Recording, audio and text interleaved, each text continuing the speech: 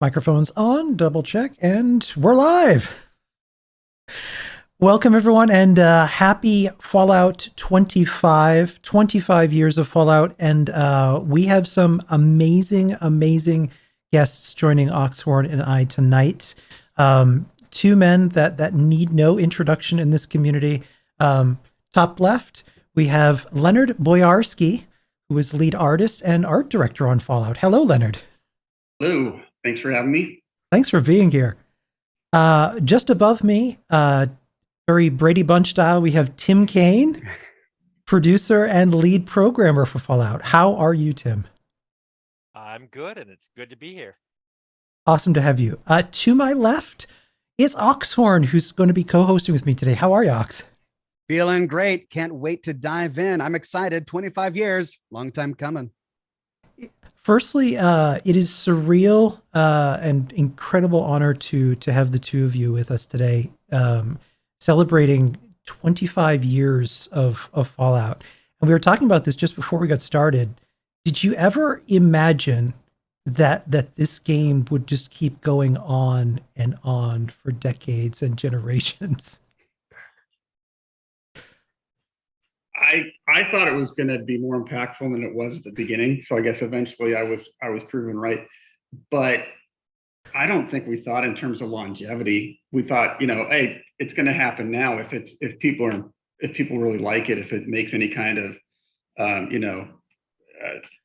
mark on the landscape, it's going to happen now, because what was there, like 10 years of video games before that, if even that at that point?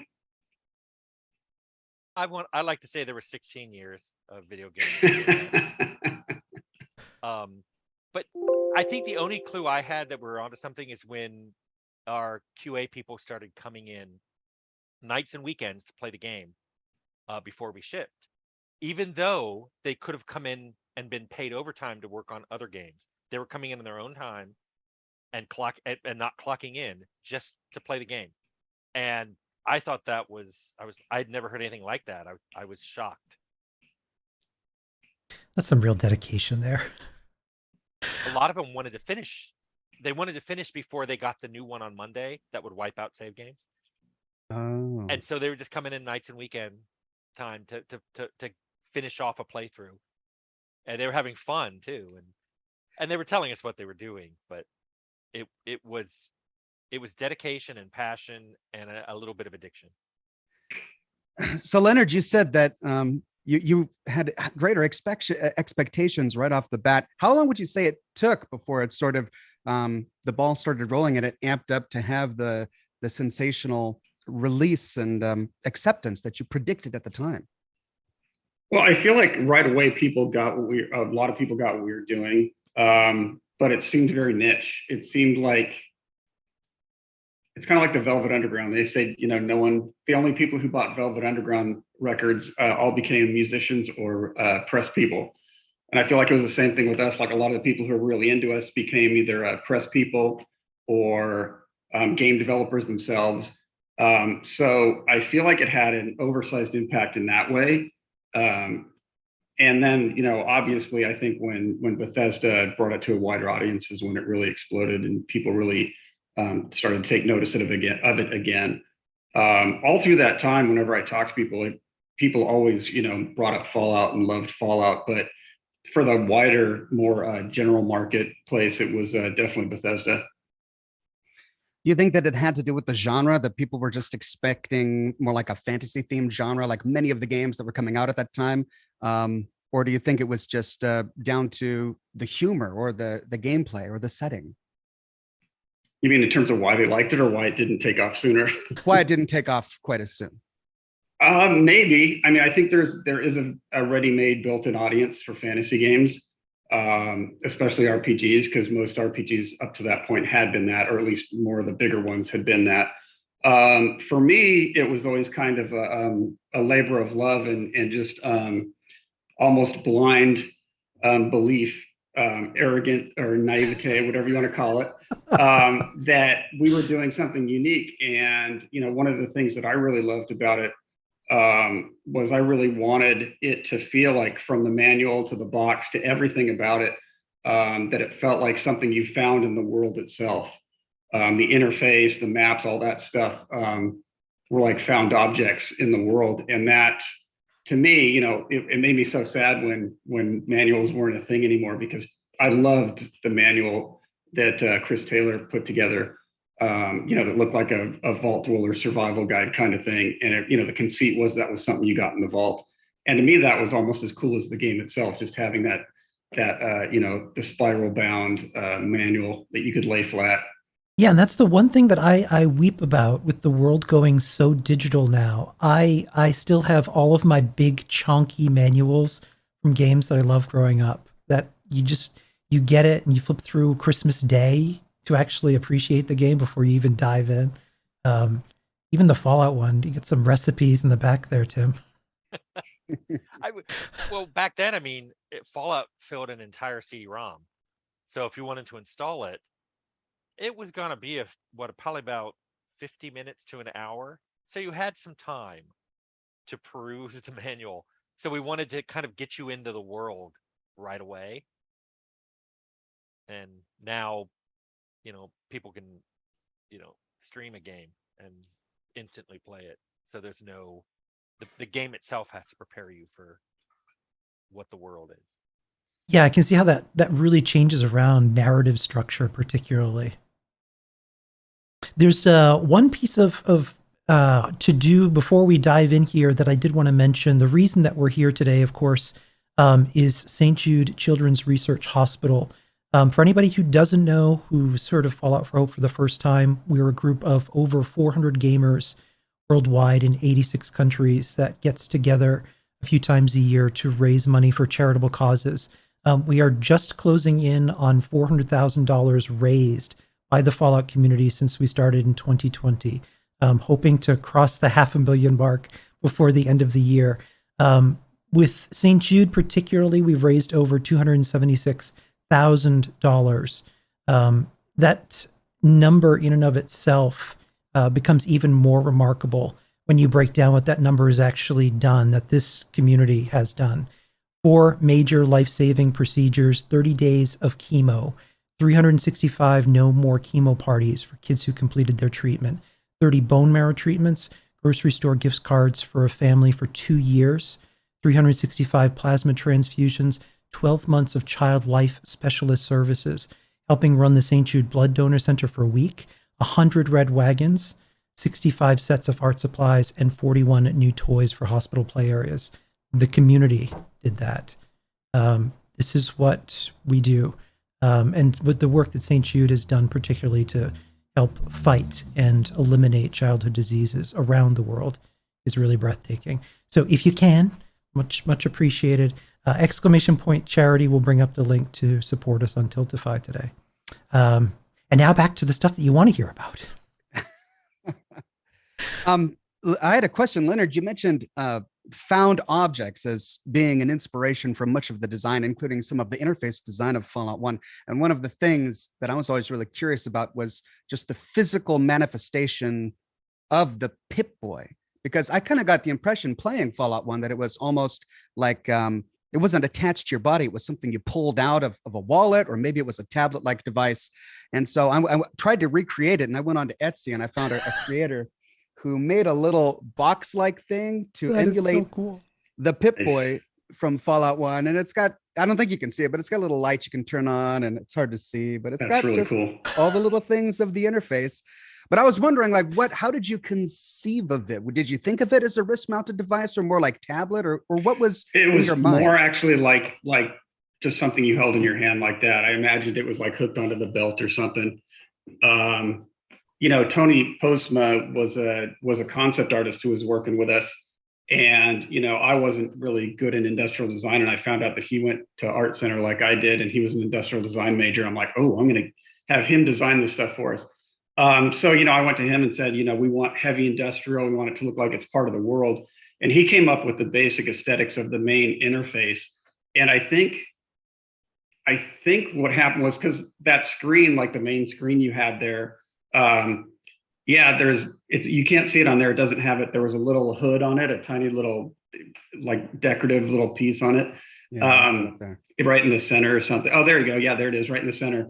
that's on every screen because all we did was like scale that screen. I made it once and we scaled it for everything else. But that was on our main interface. And then I know Jason did a lot of that work. Jason Anderson, our lead, our technical art director. He was just amazing with that stuff. And he put a lot of those, a lot of the aesthetics together with the vacuum tubes and all that. So I think that was part him and part Tony, but that kind of thing just really is an example of the kind of, tactile feel we wanted to have everything have in the game. Speaking of the manuals and things we miss, I don't want an interface that clutters up my world, that clutters up my screen space, but at the same time, I feel like we've lost something with that all the clunkiness and all the cool artistic clunkiness, not the functional clunkiness of those kind of interfaces.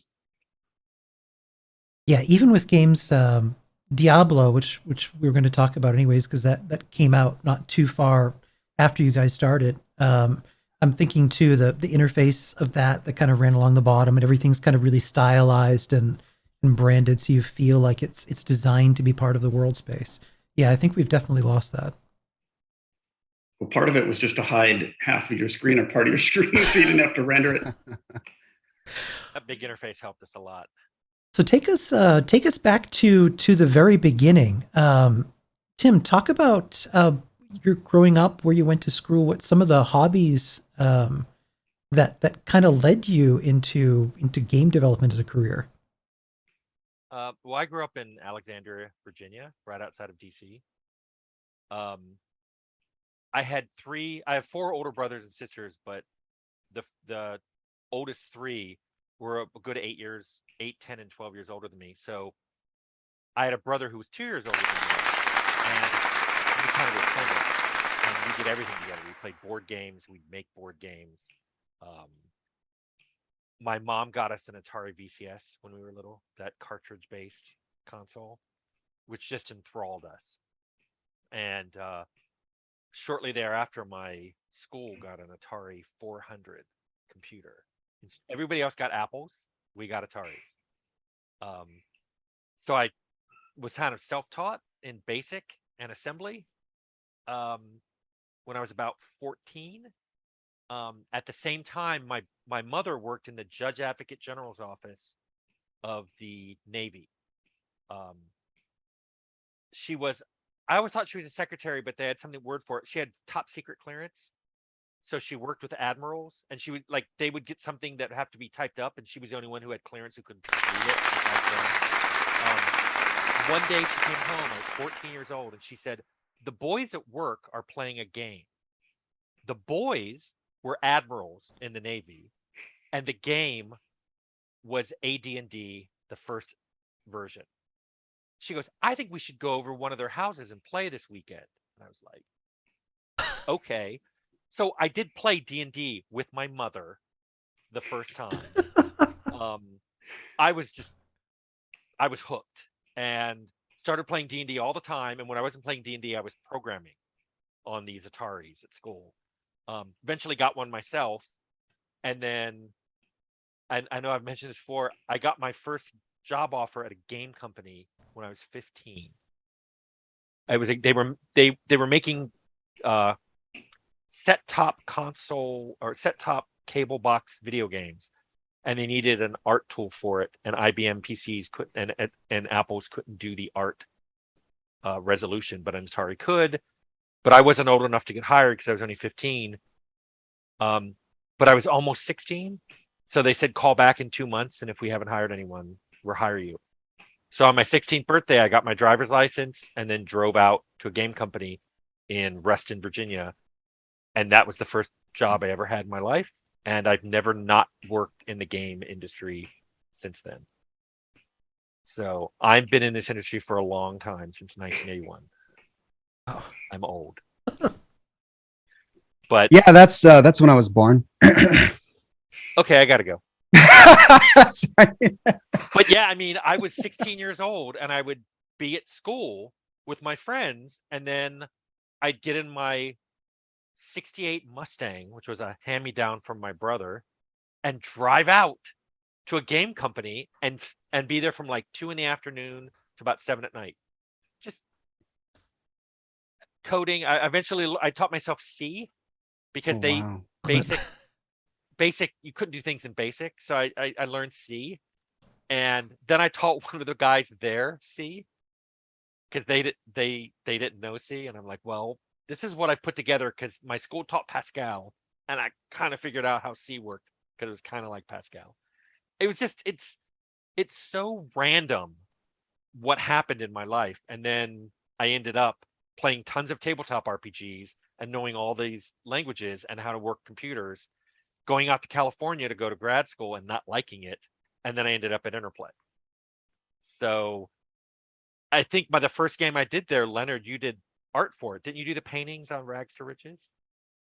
I was trying to get a job doing freelance stuff, but they were oil paintings, and when you tried to scan them in, they became very, very pixelated. And I know that you had problems getting them into the game. And so they went with a company that actually had experience making art for video games, unlike me at the time. What about you, Leonard? How did what were some of the hobbies that you had growing up? What was you went to school for it, right? I went to school for art. Oh, for I art. had no inkling that I would ever be involved in things like video games. I got D&D when it first came out as well. I'm not sure if it was the first or second edition. It was very early on, though. It was like in 78, 79 maybe. But I didn't know anybody who played, and my mom definitely didn't know anybody who played. And so I tried, if you don't know how to play and you try to just read the manual and grab a bunch of people and play, you spend a lot of time making your characters and you die very quickly. And we just couldn't figure it out, and no one besides me really cared to try. So I had this thing called D&D that I didn't know anybody else played it, and I would just read the books and imagine what playing an RPG was like. And I guess this goes to show, or it says something about how my career ended up. I wasn't thinking about fighting things in dungeons. I was thinking more about like the stories and the worlds, and almost like what a holodeck would be, way back then. It's just like, oh, if you could play, and it wasn't, I didn't understand even like how you did it really. I'd never even seen anybody play it. So I didn't know how much role playing was going on or any of that stuff. So it was really just this rich fantasy thing for me that I really wanted to experience, but I didn't even get a chance to really play a pen and paper role playing game until I played GURPS with Tim at Interplay. So it was quite a bit of time between those two events. I went to school to be an artist. I went to Cal State Fullerton, and I went to the Art Center College of Design in Pasadena. I 100% was just going to be, I wanted to be like Norman Rockwell, a weirder version of Norman Rockwell. I just worshipped him when I was a kid. His skill and his paintings were just blew me away. And I 100% was pursuing that. And then my last year at Art Center, they got computers, and I wanted to sign up for a course, but they got it halfway through my second to last semester. And I wanted to sign up to take a course in computers because I'm like, that seems like there's going to be, that's a definite part of the future here. And they're like, oh, you have to take an intro to computer classes before you can take any art classes. And I'm like, that's my last semester. I'm not going to do that. And so I graduated. I went off and tried to be a freelance artist for a while. I got some, did a couple of album covers for independent record companies. I did a paperback book cover. Nothing really like clicked. I mean, I thought the stuff I was doing was good, but I wasn't really picking up any speed, or I was already living with a girl who'd end up becoming my wife. She had a very young daughter who I helped her start raising, who was only a year old at the time. So I really needed to find a job. And what had happened was Disney was starting up a video game company that was called Buena Vista, which has nothing to do with any other Buena Vista permutation after that. But they came to my school and recruited a whole bunch of people who are my friends, but in the semester ahead of me, because I had taken a year ahead of me, because I had taken a year off in the middle of it, because I was I was really burned out. I'd already done, a full college, a full run at college at Cal State Fullerton, and then went to Pasadena. And so they were all ahead of me. So a bunch of them got hired. And then, so, 6 months, 8 months after I graduated, I really need to figure out something to do. So I called one of them and I said, hey, you guys are all working at this Buena Vista thing. Is there any way I could get in there? Is there any jobs they have there? And so I went up there, and they were in LA. I'm in Orange County, which is like an hour and a half away without traffic where they were. And I drove all the way up there, and all I had was a whole bunch of oil paintings and acrylic paintings, this giant portfolio. And I went in there and showed the art director my paintings. And he's like, oh, this is great. When can you start? And I'm like, well, full disclosure, I've used an Apple because my parents had a Mac, and I took a basic programming class in high school that I almost failed, but we cheated and stole somebody's password. Don't tell anybody, to finish our project. It wasn't really hacking or anything. I think one of my friends looked over the guy's shoulder while he was typing his password in. So that's how sophisticated we were. Anyway, so I showed this guy my stuff. Leonard's a hacker. Yeah, really. I showed him this stuff, and I said, I can't use a computer, and he's like, I can teach you how to use a computer in 2 days. I don't have time to teach you how to be an artist. And because of that, I now had a career, because there was no way I could have gotten my foot in the door if I needed to know anything about computers at that time. So I got hired, and this is how crazy it was back then.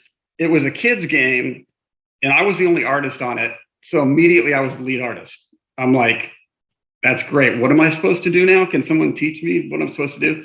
And within a month, it became obvious that there was no design for this game. So I'm in a room with these other people who are making this game. We're trying to design this game. I didn't play very many video games. I played like Wizardry. I played Zork. When I'd go to the arcade to play video games, I'd die really quickly and then watch my friends and be all amazed at the art, like when they're playing Marvel fighting games or whatever. And ironically, the company that I was hired through, it was this weird outsourcing situation or a developer situation, and it was Quicksilver. They never ever worked for anybody at Interplay, except for this one time they were working with Buena Vista. So that project got canceled. And then I got another project as a freelance, just helping cut things out of backgrounds in this other project called Unnatural Selection. I actually got to do some pixel art. I did some interface stuff and a lot of little touch-up stuff because it was really badly blue screen. So I was cutting things out of backgrounds. And then through Quicksilver, I actually ended up doing a couple of things for Interplay. And then when that Unnatural Selection job was over, I went to Interplay to try to get a job. And they'd been working on Stonekeep for a little while. And coincidentally, they had these horribly blue screened actors, and they needed somebody to cut them out of backgrounds. So here I go in there with 2 art degrees, cutting characters out of backgrounds. And it was not fun. I mean, it was fun to be doing that. It was fun to be working. It was fun. Like, technically I'm an artist, but at first I was cranking through stuff, and I was doing it so fast and such a good job on it that they actually were letting me do other art. So that was kind of cool. But then they realized they had given me the wrong instructions. They're like, oh, we didn't figure out quite how this works, so you're going to have to do all those over again. Oh. And I got really pissed off. And I have a whole 3 or 4 paintings I did at that point in time because I was like, I'm done. I'm out of here. I'm not doing this anymore. I'm going to get a real art job. And then right around that time, they got SGI machines, which were these $35,000 computers.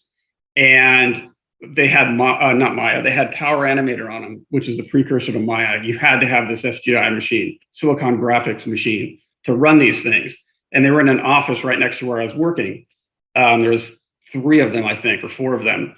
And the reason they were sitting in this office with no one working on them is because Interplay did all this research about what's the best software, what's the best, computers, how do we get the best to do this stuff? And so they got that stuff, but they forgot to figure out how are they going to hire people to work on those machines, because everybody who knew how to work those were working at ILM or places like that, making a lot more than they were paying us at the time. So I didn't really get anything going from those paintings, and I just started coming in, staying after work late. and I taught myself how to do 3D art from scratch with a manual, no internet. Nobody had asked how to do this stuff. And I made this animated tentacle creature for Stonekeep. And then that's where I made the jump over to 3D art. And then the reason I ended up on the art director on Fallout was because the guy who probably would have been the art director on Fallout quit. He left the company, he finished Stonekeep and then left. So it's just like with what Tim was saying, it's these weird random sequence of events that I first of all even ended up in the computer game industry.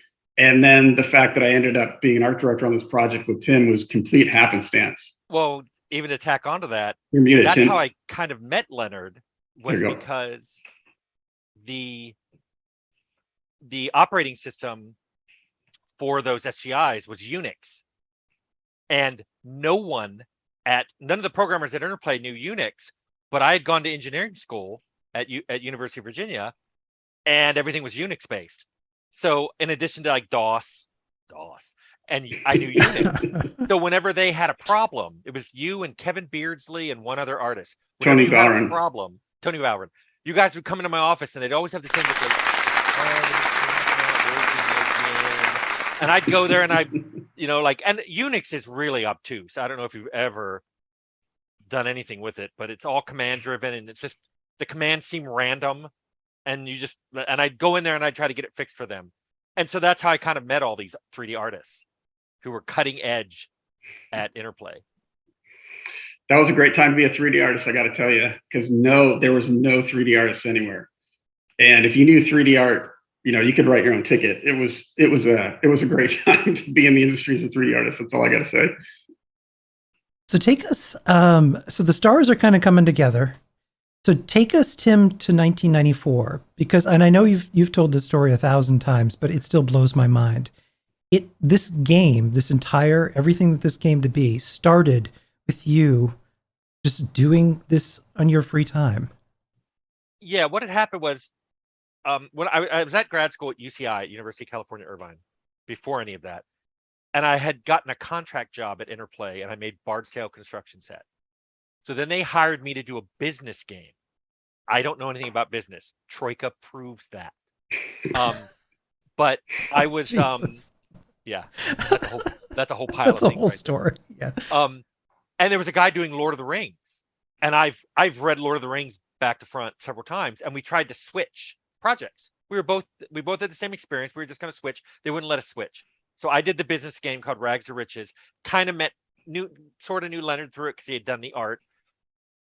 Then when that shipped, they didn't have something to put me on, so they were having me make installers, because back then, when you made a game, each individual game needed its own installer made, because some used 3.5-inch floppies, some used 5.25-inch floppies, some came in CD-ROMs. They had different numbers of floppies. They had different things. So what I did is I made a few of those, and I got bored because it was stupid. So I made an installer. It's kind of meta. I made a program that you typed in things like, it would be on 4 disks. Here's where the executable was. Here was how the data was arranged, and that program would then spit out an installation program. Once I had that, I didn't have anything to do because people could come to me and I'd go, click, here are your disks. So I started making engines. I made a 3D engine, which was absolutely horrible. It was incredibly slow. It couldn't texture anything, so everything was gray polys. We eventually hired a 3D programmer that I met on an online multiplayer MUD, which right there dates me. We met on a MUD. He was in Texas. He flew out. He got a job as a 3D programmer, and he started making the Star Trek Starfleet Academy game. And I never made a 3D engine again. Then I made a voxel engine. That was horrible. Then I made a isometric engine. While I was doing all this, I was getting together at night and playing GURPS in one of the conference rooms. And Leonard was in one of the groups that I did that with. And it was a simple little dungeon. It was maybe 6 rooms. And the next night I ran a different group through, and Leonard came and watched. And then the next night I ran a 3rd group through, and Leonard watched that as well. And I remember him saying something like, it's a simple dungeon. why is it playing so differently every time these groups go through? And I'm like, well, GURPS lets you build wildly different characters. They're doing different things. Some are attacking, some are sneaking through. Some stopped to talk to someone, and it turned out he had been kidnapped, and they rescued him, and he helped do things later. And it was 6 rooms, and it played out wildly different all 3 times, all 3 nights. And we started talking about, isn't that amazing that if you just give people a little bit of leeway in a game, the story which they produce, because I wasn't making a story. I wasn't telling them go kill this person or go attack that monster or steal this or burn that or backstab that guy. They were doing that all on their own. And I would often absolve myself of anything. One group died and they're like, you were too mean. I'm like, the last 2 nights everybody was fine. That was entirely on you guys. And I think Leonard and I were talking about making a game, and we're like, why can't we make a game like that? Because RPGs tended to be, in my mind, computer RPGs, way too rigid in the storyline. That you had to play, you were given a character who was already sort of pre-made, and he kind of went to a story that was already pre-made, and you were forced to do it. In fact, at the time, I loved Ultima. Ultima 3 was my favorite RPG, but I didn't like the fact that you were just kind of assumed to be this certain character, and you were assumed to be good. Years later, I had a discussion with Richard Garriott about that, about why did you make everyone be good? He goes, well, I thought that was, you should be a paragon of virtue. And I'm like, I let people be horrible child killers if they wanted to be. But that was on them. The game didn't force them or even direct them. If you wanted to be that way, and I would hate when people said the game lets me kill people. No, you're killing people. The game isn't directing you to do anything. And when they would say it about Fallout, a game that was completely pacifist, it just would make me so angry because I'm like, the game did not make you kill people. Anyway, we started talking about all that, and GURPS was so much fun, and so many people played that when Interplay announced they were trying to get a game license, this is before they had D&D, I suggested GURPS. Another producer suggested Earth Dawn. You're like, what? And then there was another game suggested, and they ended up getting GURPS. And because I was the advocate, they're like, okay, do something with this license we just bought. And I'm like, well, it just so happens I've got this engine that I made when I was supposed to be making installers.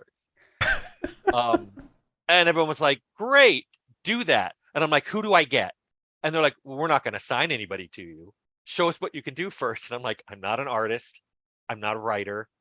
And that's when that famous thing happened where I said, okay, I'm going to order some pizzas at 6 p.m. and I'm going to sit in the main conference room. And it had windowed. It was the windowed conference room on the first floor. And I watched people leaving to go home. I thought 12, 15 people would show up. And I think 6 did.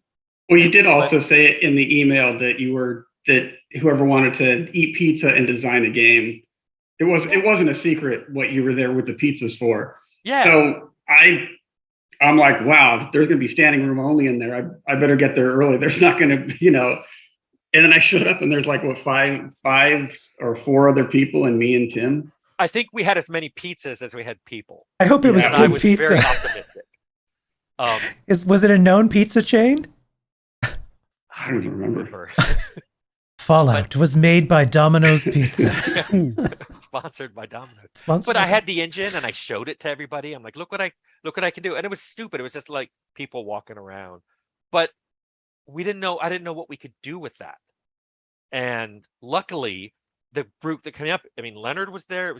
Was Jason there, or was Jason hired afterwards? No, Jason was there. That's why it's kind of weird, the whole thing, because I feel like, at least on some level, it was obvious that I was going to eventually be on your game. I don't know if that was just us thinking that was going to happen, or it was just like we were looking at what was going on and we're like, well, that's obviously the place I'm going to end up. But Jason was there because I think me and him went together because I was already talking to him about different stuff because he had just started recently, I think, if I'm remembering correctly. He had been assigned to me. He was hired. Yeah. And they said, okay, you can have a 3D artist. Do something with him. Which again is just the coincidences and luck is just crazy because he worked at Toys R Us as a manager. He had no art experience whatsoever. One of his good friends had a pirated copy of 3D Studio Max, and he got a job at Interplay. And Jason's like, I could do that. And so he like taught himself how to use it because he's really, really smart, technically minded guy. And he got hired. And he was the first artist to sign, like Tim said. I had worked on Stone Keep, but basically I made sprites, and someone would say, this is, you're going to make this many rotations. You're going to render off this many frames. Here's the format we need. Here's how you're going to palette them. Because it was like, that wasn't even 640, 480. We were so fired up that Fallout was going to be 640, 480. Or was it? It was six. No, I know No, it was Fallout was, Stone Keep was 320, right? 320, 240. We used extended mode. But yeah, so Jason he's a really great artist, but he's natural, obviously, because he had no training. And he could speak programmer and he could speak art, because me and Tim got along really well, but I wouldn't have had any idea what Tim was talking about when it came to technical stuff without Jason to like figure out how to do that stuff. And like, since it was GURPS, it was based on hexes, and you can't tile hexes. And so Jason figured out how to extrapolate what we needed and still tile all the artwork based on squares. And I was just like, my eyes would be glazing over as he was telling me what we were doing. I'm like, okay, cool. So here's a picture of a gas station. Can you make that work in our system? Because I rendered that white Doc Morbid's gas station was one of the first things I rendered for the game after we had decided it was going to be like late 1940s, early 50s thing. But speaking of that, I actually had a question about the setting, and because a lot of what we see is, especially in the architecture of the world, it's kind of got this Art Deco brutalist architecture sort of thing. But then when we encounter many of the people that are living in the post-apocalypse and using weapons like the Desert Eagle, it kind of gives an 80s Mad Max vibe. I mean, there of course was that reference to Mad Max with dog meat in Junktown. But was there like a hard decision to be like, okay, this is the kind of feel we're going for, or was it more loosely based where it was a mishmash of certain things to develop its own sort of atmosphere? It was a mishmash because we didn't decide that until a while into it. We were making a basic Road Warrior homage or ripoff, however you want to look at it. And far from the best. Yeah. But it's post-apocalyptic. Me and Jason were huge Road Warrior fans. And we really wanted to make something in the spirit of that. And then one day, for some bizarre reason, I just decided, this should be like this post-apocalyptic 1950s future thing. And I came back to work the next day and I told Tim, and he looked at me like I was crazy. I talked to Rob Nessler, who was the art director, the 3D artist at the time. He looked at me like I was crazy, but they had enough faith in me to let me just do it. So Jason totally got it immediately. He thought that was really cool. We had already created a bunch of characters, a bunch of the models for characters. We'd done a decent amount of artwork at that point, but there was still obviously a whole bunch of artwork to be done, or we wouldn't have been able to make that change. So still fairly early on, but that's why you have that. Like, it's funny because we were talking before we started this podcast that, or the stream, that, you can find that crashed flying saucer in the desert with the velvet painting of Elvis. Well, technically that doesn't fit in the rules of the Fallout world because, excuse me, it's kind of supposed to be this idealized 1950s. So it was not like the actual 1950s. It was like the powers that be in advertising what they said the 1950s was going to be.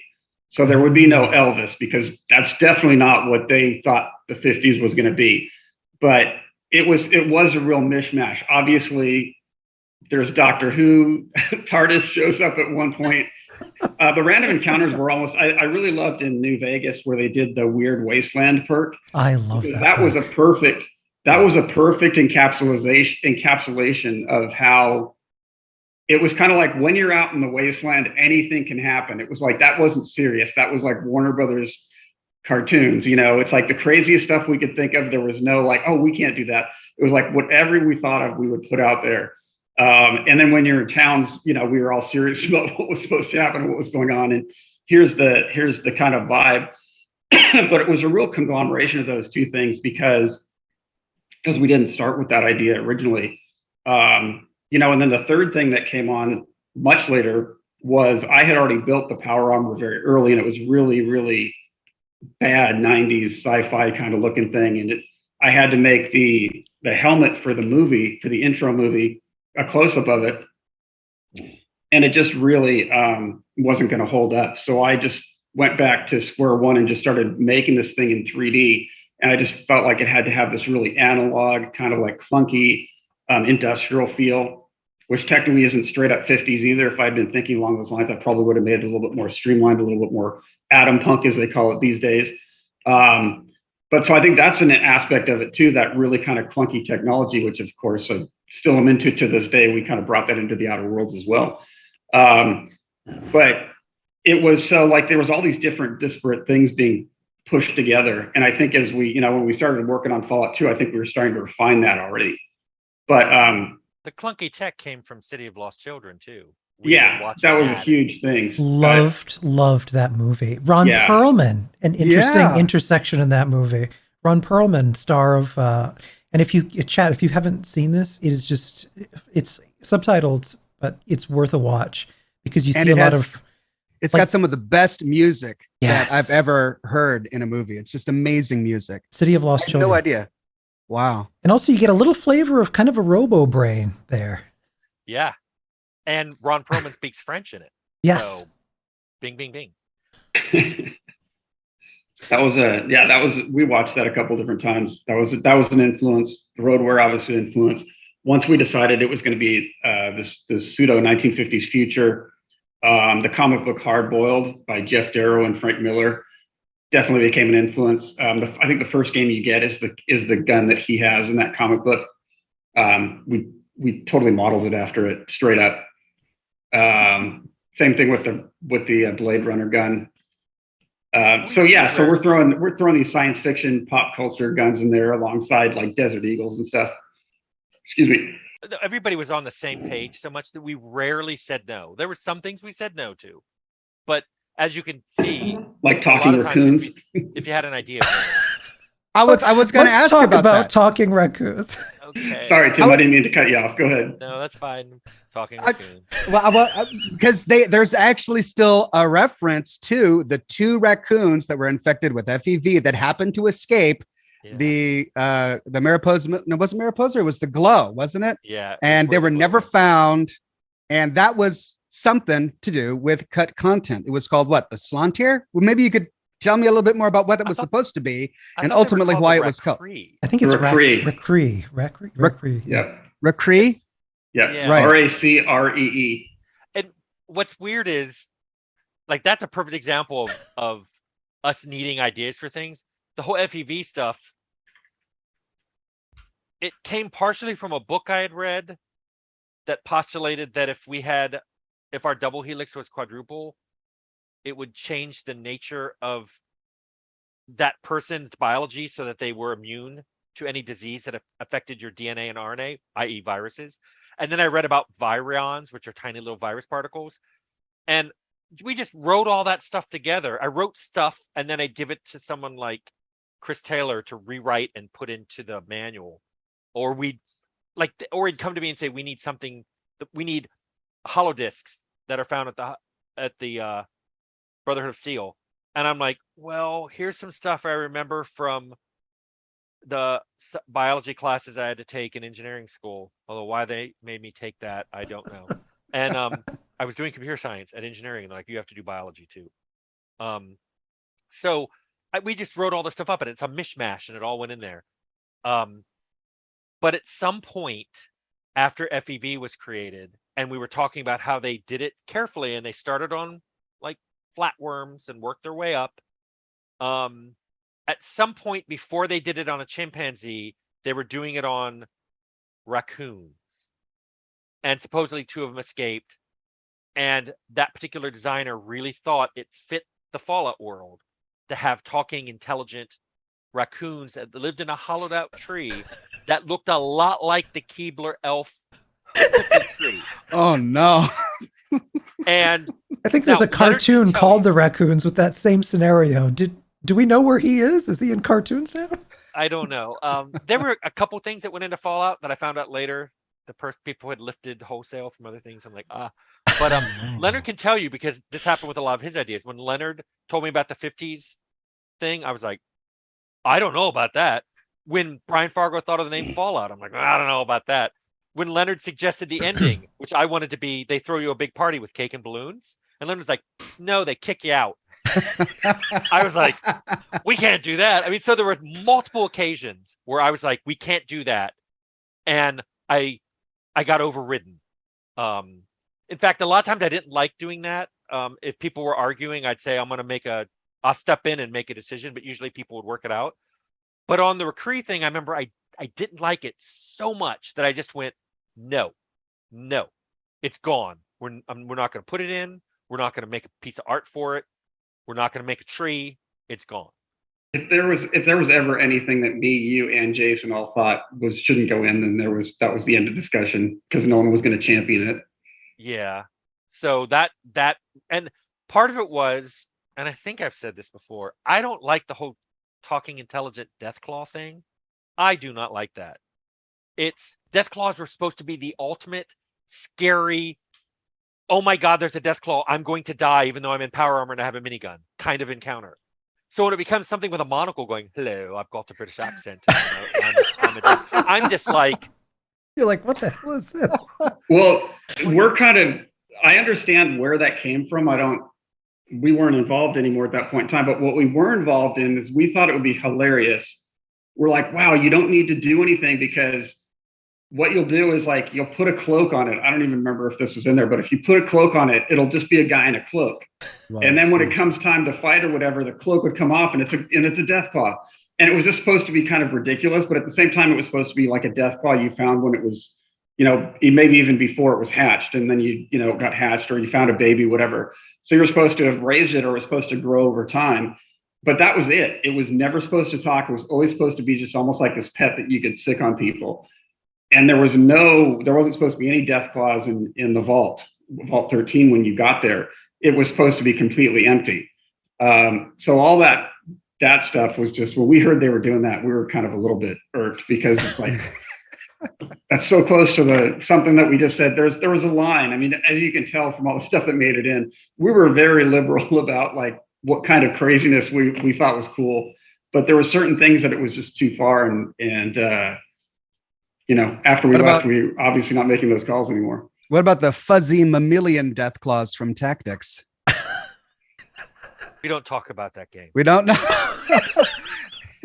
It was honestly, I just finished a series on it not long ago. It was better than I was expecting going into it, honestly. It has good art, doesn't it? I thought it does. Art and the engine were really nice. They refined it from Fallout 2, so it looked good compared to Fallout 2. But then you had the fuzzy Deathclaws, which were fun. They were fun. Yeah, I mean, I think in Fallout 2, I don't know if it made it in. Did the ghost in the den make it into Fallout 2? Yes, it did. You find the ghost in the den, and you got to find the old artifact to let her leave the plane or something like that. Now, here's the thing. That was my idea. Chris Avallone hated that idea. I now agree with them that was a bad idea. And here's why. Fallout has enough stuff in it that you don't really need to add aliens, and you don't really need to add ghosts or talking Deathclaws or whatever. You don't need all that. It's got enough as it is. And if you open up the doors for too many things, if it can be anything, then it's nothing. And I kind of wish I hadn't opened the door to supernatural stuff, just because you don't need it. There's enough there to chew on that adding even more stuff just dilutes it. Speaking of supernatural, there was a time I was reading that time travel was considered for Fallout 1, but that was ultimately cut. And is that the reason? Because you felt there was too much, and adding another dimension like time travel would just muddy the waters a bit? It was an earlier idea. And also, I've always been about time travel. Yeah. One of the DLCs for the Outer Worlds, they were going to put time travel in, and we're like, that's gotta cause a lot of problems. It's just really hard. It's hard to make a good time travel story or game. So why make it that much harder for yourself by introducing an element like that? Speaking of things that were lifted, that found their way into Fallout, I brought this up before the broadcast a little bit, but I wanted to show it off again. This, of course, is Cat's Paw. Now, the Cat's Paw magazine gets into Fallout 1 in a few places, but we were talking, you guys didn't know where this came from. How it do you remember how this got into Fallout? Don't remember, but I remember it being not a magazine, and now I can see on that it's Rubber Heels, and I vaguely remember that we knew that.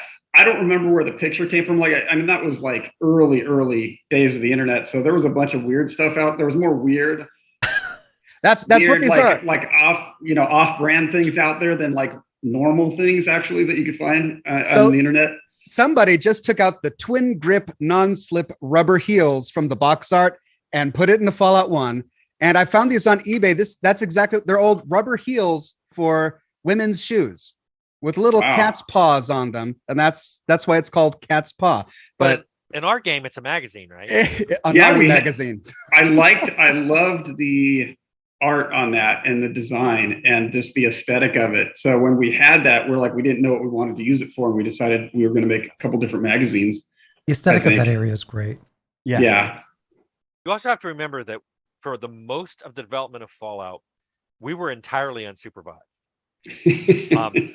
I was the closest thing to the adult in the room, and was that saying something?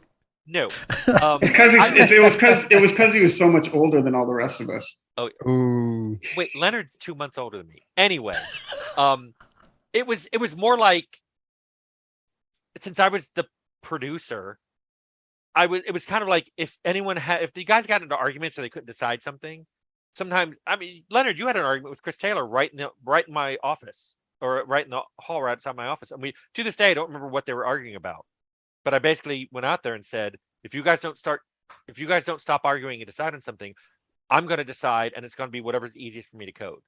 So you won't like it.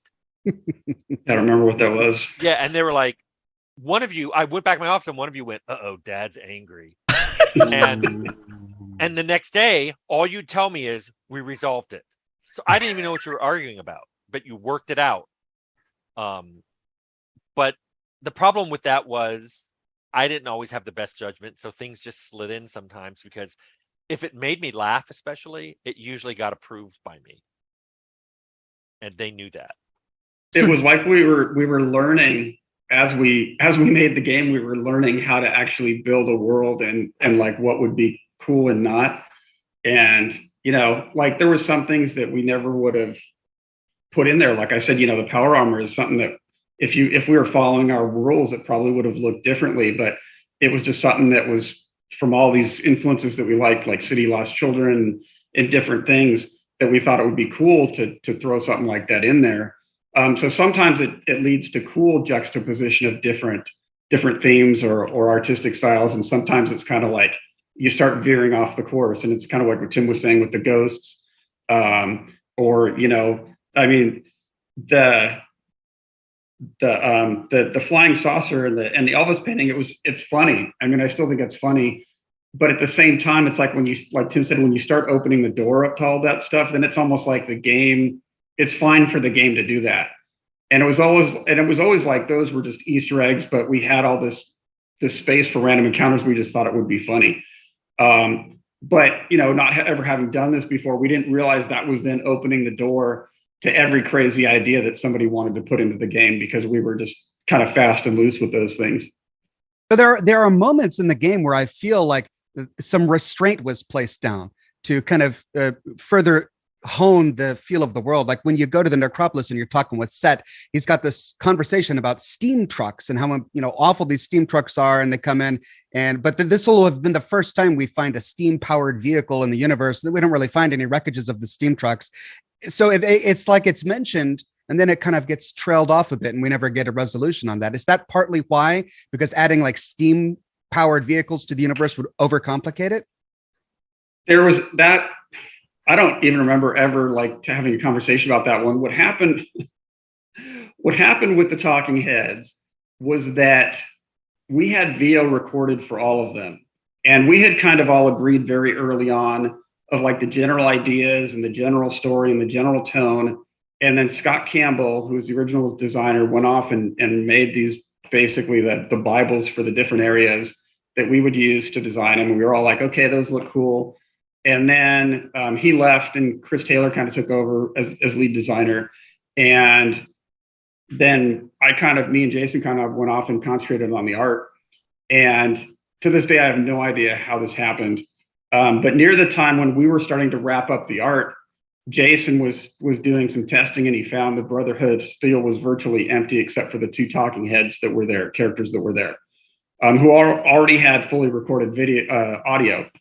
And so he had to go in there and start like writing some stuff up. And he actually had to cut up one of those conversations almost completely and rework it from existing VO, try to figure out how we could make something work that was telling the player what we wanted the player to know at that point. And then a couple weeks later, I had actually gone off on my honeymoon. I come back and Jason's like, hey, remember the Brotherhood of Steel? And I'm like, yeah, thank God we caught that. Well, most of the rest of the game is like that too. I'm like, what? So we had virtually no content in the game, even though we had all these plans for what we were going to do. There was some stuff in there. It wasn't completely empty, but there was a lot of areas that just weren't done. And some of the talking heads, none of them were as bad as the one that Jason had to completely redo in the Brotherhood of Steel. But like the Master, I ended up redoing the Master's conversation, mostly just redoing the player's dialogue so it made sense and you could kind of figure out what was going on and what you're supposed to be doing. But there were places I had to reorganize things a little bit.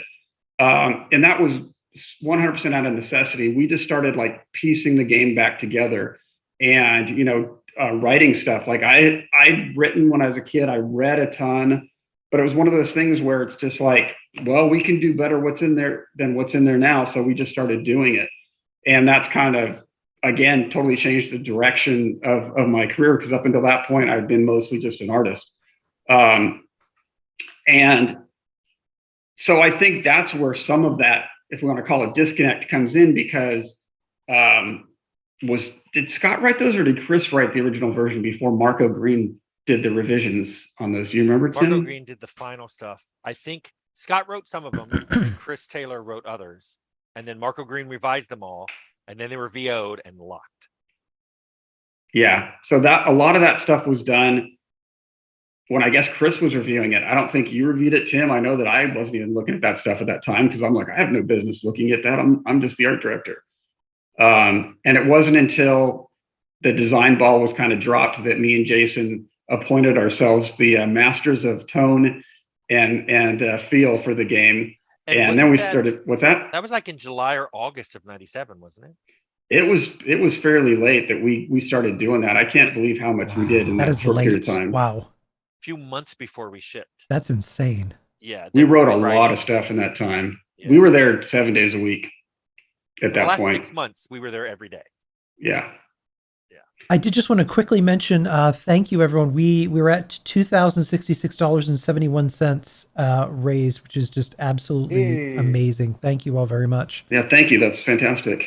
It's awesome. I did want to mention, so we got the team coming together here, and a few people that couldn't be with us that I did want to mention. So we talked about Chris Taylor, who came up with a vision statement that started to kind of focus in what Fallout would be.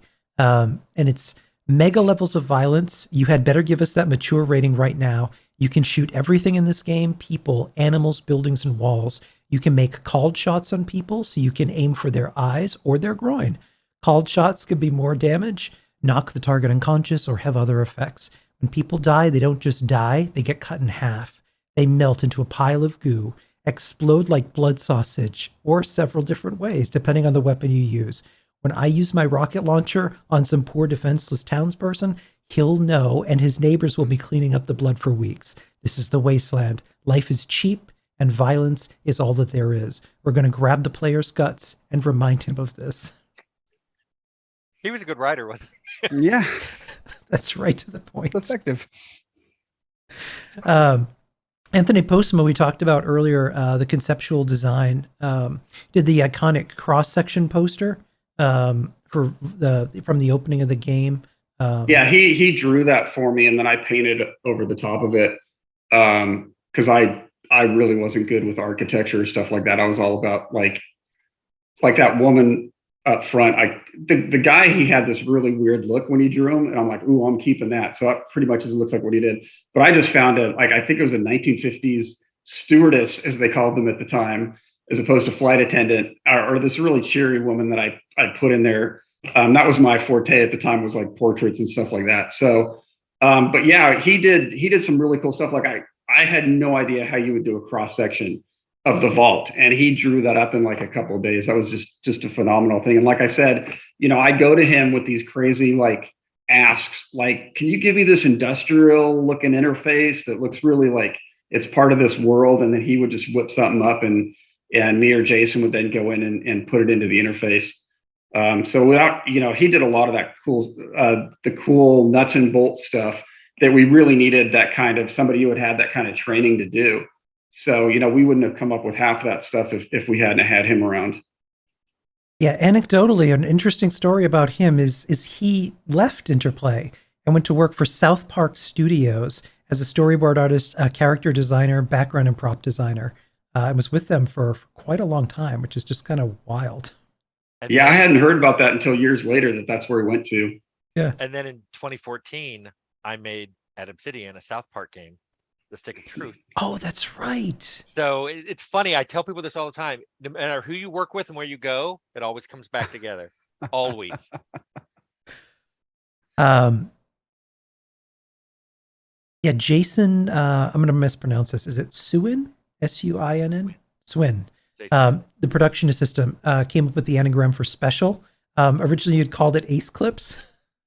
Ace Lips. Ace Lips. And I actually said that to the team. I was like, hey, Chris Taylor put together most of it, and then I wanted to add luck. And I said, hey, and it turns out the first letter of all of our stats forms the great word Ace Lips. So we're going to call it Ace Lips, and we'll probably do some art based on that. And Jason literally came up to me after the meeting and went, I noticed you could form it into another word. And he wrote up on my whiteboard, special. And I went, okay, that's better. That's better. I mean, oh my God, what if he hadn't done that? Like years later, Bethesda released, it was like a cute little special storybook for kids that they actually produce as a merchandise item. And in my mind's eye, I just see Ace Lips. Ace Lips. With a smiling baby on the front. And it wouldn't have been your special, it would have been what? Ace Lips. I don't even know. I don't even go there. Wow. So yeah. Talking about the writing and artistry, GameSpot had commented in November of '97 that Fallout oozes style, not content, with extrapolating a plausible but unexciting high-tech view of the future. Fallout's design team instead crafted a vision of the future that combines 1950s Cold War American culture and early primitive computer technology, complete with ugly green monochrome screens and abundance of vacuum tubes with advanced energy weapons and chemical compounds. That pretty much sums it up. Remember we talked about, like, at the time, before we made Fallout, some Russian jet had been captured and it had vacuum tubes. And apparently it was because that made it EMP proof. And we were like, that's interesting. Oh. So yeah, we should have vacuum tubes. And then we watched things like Fantastic Planet. And even though it was supposed to be the future, I mean, all their technology was clunky. And Forbidden Planet. Yeah, Forbidden Planet. I vaguely remember that review, because I feel like that was one of the few reviews that I remember that kind of really got it as far as I was concerned. Because I mean, I loved the RPG stuff we put in there. I loved the storytelling and all that. But to me, the main thing from the very beginning was just that I mean, oozing with style, or like, just feeling like you're, steeped in that from every part of it, just feeling like you're in that world. And I think that, to me, that's the thing that we nailed more than almost anything else. I mean, I think I love all aspects of the game. I think we did a lot of great stuff in there, but to me, that was something you didn't see as much in video games, regardless of whether it was fantasy or, something else. It just felt like it was either, an existing IP or straight up generic fantasy. I felt like we really brought something that was kind of different and unique in terms of not only a different setting, but just in terms of how deep we went with it, in terms of like trying to immerse people in it and make them feel like everything about this was bringing them into the world. Yeah, and I think maybe that's kind of the some of the secret sauce that really impressed people at the time and really is enduring now.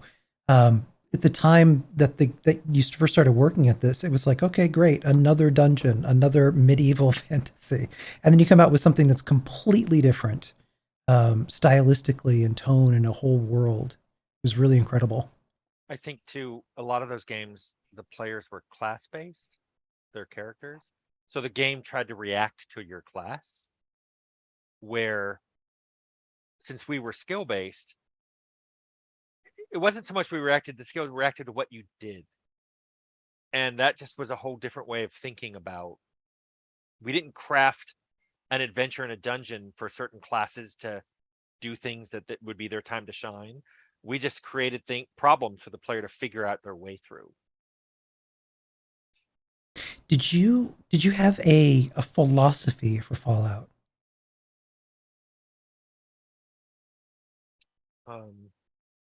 We had a way of thinking of parts of the game. Like, I know from very early on, and this was from GURPS, I said, look, every quest you should be able to fight your way, talk your way, or sneak your way through.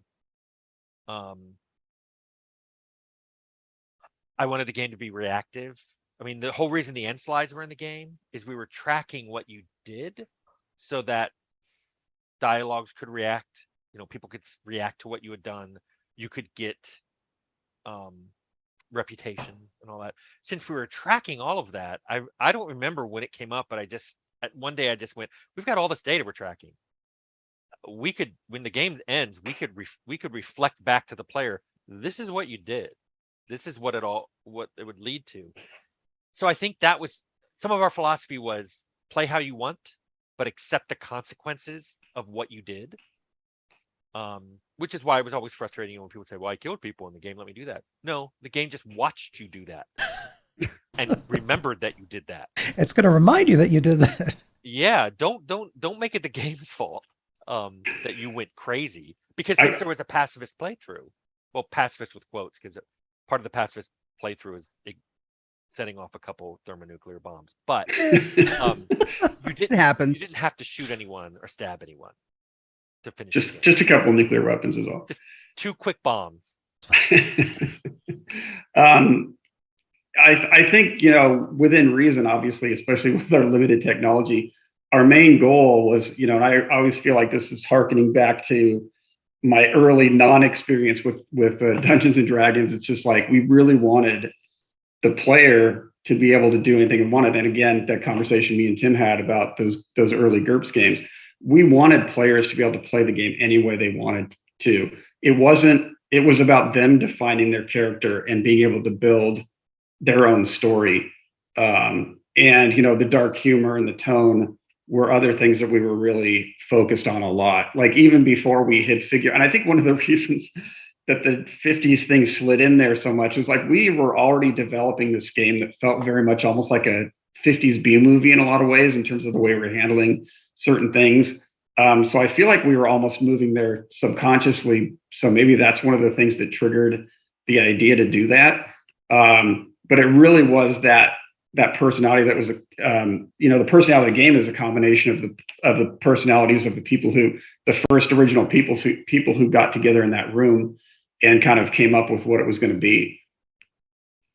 I think, was Chris Taylor in that original group, and then he didn't work on it until later? Chris Taylor was involved from almost the beginning like that, but because he was on Stone Keep, I wasn't allowed to actually make any use of him.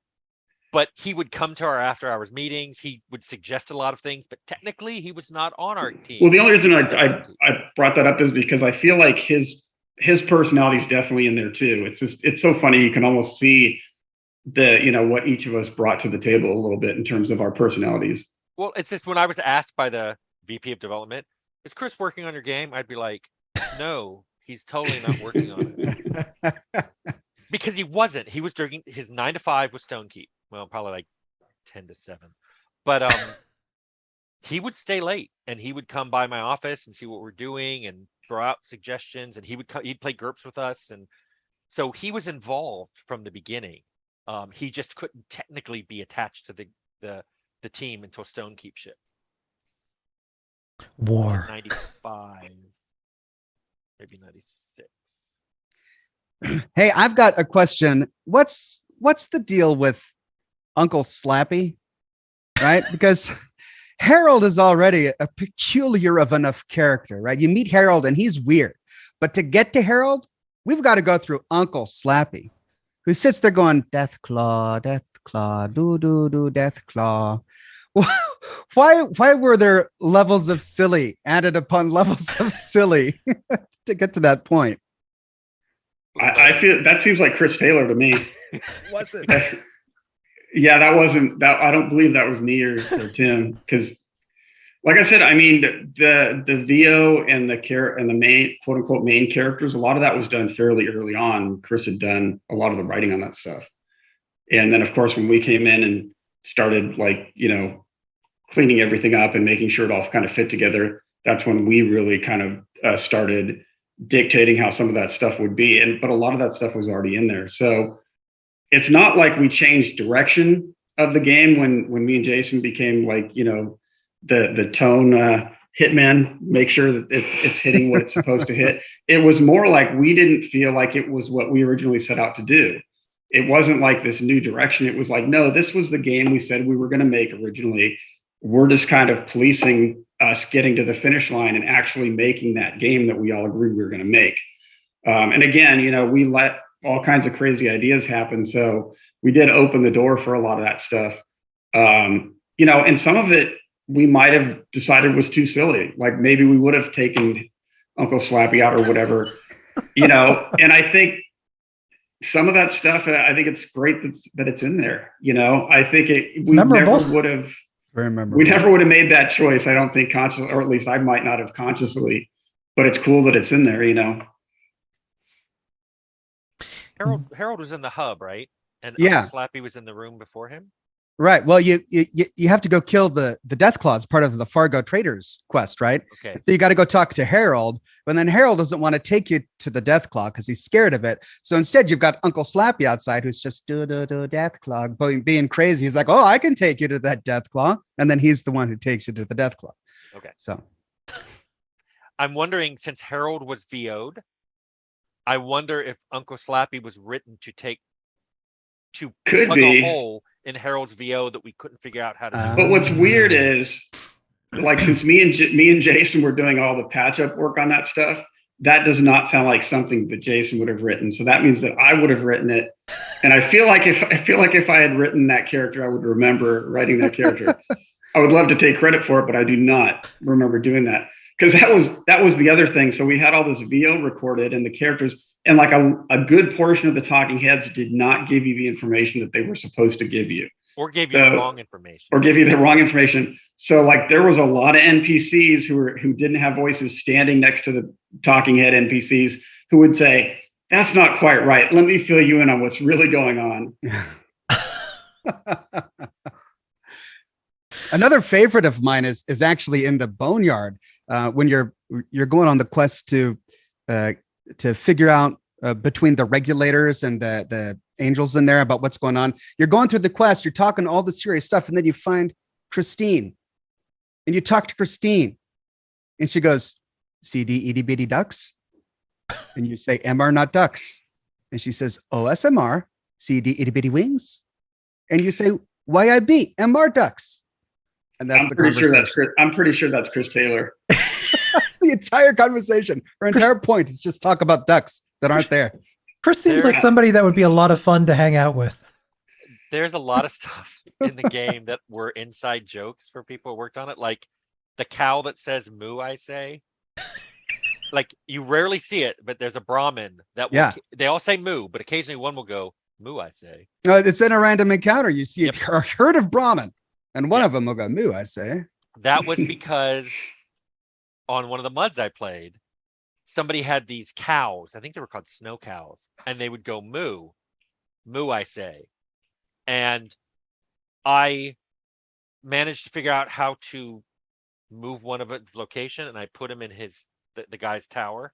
So when he logged into the game, there was a snow cow sitting right there in his workroom going "moo," "moo," I say. And Chris Taylor thought that was the funniest thing in the world. So all of a sudden, we had a Brahmin that could talk. And I'm like, oh, I don't want this to be canon. So I guess it got moved into a random encounter because those were actually hidden behind your luck score. Another thing the game did not make clear was you had to have a progressively higher luck to get some of these more obscure, weird random encounters on the world map. But, That explains it. yeah. We were goofy. We were in our 20s and I know, right? no one was watching us. And... Talking about NPCs, do either of you have a favorite Fallout NPC? One that you just really love or you enjoyed creating? I like the Master a lot. Yeah. I had originally done the art for him, and that was 100% just designed in 3D. I took the Master's chair and just a generic 3D head we had in the engine. I don't think it was even one of the clay heads. I think it was just, I don't remember where I got the basic generic body that we used to make all the characters out of, but I took that head and I just started putting pieces onto it. And then I loved what they did with the VO stuff. And then, of course, at the end, the fact that you could talk them into it. And then I feel like that's really where I started to do a lot of writing. Was I rewrote virtually everything the player character said to try to drive the conversation and to let you know what was going on. And so it was less about the character, more about my personal experience with him. But I still think it's really cool. I mean, people still talk to me about how the fact that they could convince the Master to blow himself up, to basically commit suicide as opposed to fighting him, was such a revelatory thing for them. Which is funny because I thought it was just a really cool thing. I had no idea that wasn't something that other games hadn't done before. All of this stuff, I think that's part of it too. I know Tim knew much more about video games at the time than I did, but I really feel like it was kind of like our attitude the whole time was like, why can't we do this? Why games should do this, right? This is fine. This is what video games are for. Well, we talked about what happens if you get to the Master and you're not good at combat. Yeah. What are you supposed to do? What's your stealth path and what's your dialogue path? And we didn't want to make it trivial. So there are a lot of things you had to do to support those two paths. It's funny. I mean, I think, I don't know, Tim might have a different opinion about it, but when you work on something, to me, it's like about the work we're doing and about what we're trying to accomplish. It's like I see them as characters, but I also see like a lot of the behind the scenes stuff that's going on and what they were supposed to be doing. So it's like when you say what's your favorite character, I start thinking about like, oh, I really loved when I was doing the texture map for this character or the lighting. I loved the fact that we figured out a way. I'm like, Tim, if I don't ever have Gizmo get up from that desk could be part of his sprite, right? And so we had to make a death where he died. He could only die. He wouldn't move. He'd only die from one rotation. You had to make a called shot wireframe of the desk. I know. I remember. I did Yeah. it. So it's really more about, for me, the little moments and the things we were able to put in that just were really fun for us, as opposed to like looking at it from the outside going like, oh, that was a really cool character. I don't know until Fallout 3 came out and you could get Fallout 1 and 2 for free for a short period of time. And I replayed both of them before playing Fallout 3. I don't know that I had ever played Fallout 1 all the way through after it was finished. I played it through a couple times as we're developing it, and some of those were just aborted because it wasn't finishable in the state it was in. So I played it through probably once or twice completely, but it was always as part of the development. So it's until years later, I generally don't play my games as a game. And I know that Tim played a lot of Fallout at the very end, testing all these different characters and stuff. So did you have a favorite character that really appealed to you? I mean, and I'll even say, I didn't write any of the characters. I didn't do their base writing, nothing to do with the rewriting. And I was going to say it was either Harold or Set because I love the way they talk. They both have very distinctive styles of talking. But then I remembered Tandy and why I like Tandy so much. She's so innocent and sweet. And then she gets kidnapped by the raiders. And when you go and rescue her, you don't ever have to go back to Shady Sands. And you can drag Tandy all over the wasteland as an extra companion. And I thought that was hilarious because I remember QA actually said, hey, I think it's a bug that you you don't have to take Tandy back. And I'm like, that's not a bug. This whole game is about player agency. Technically, it was a bug, but we didn't. Well, it's not a bug if it's not a bug if we just didn't implement it correctly, I guess, because it worked as designed. We just forgot the fact that we just figured everyone would go right back there and to finish the quest.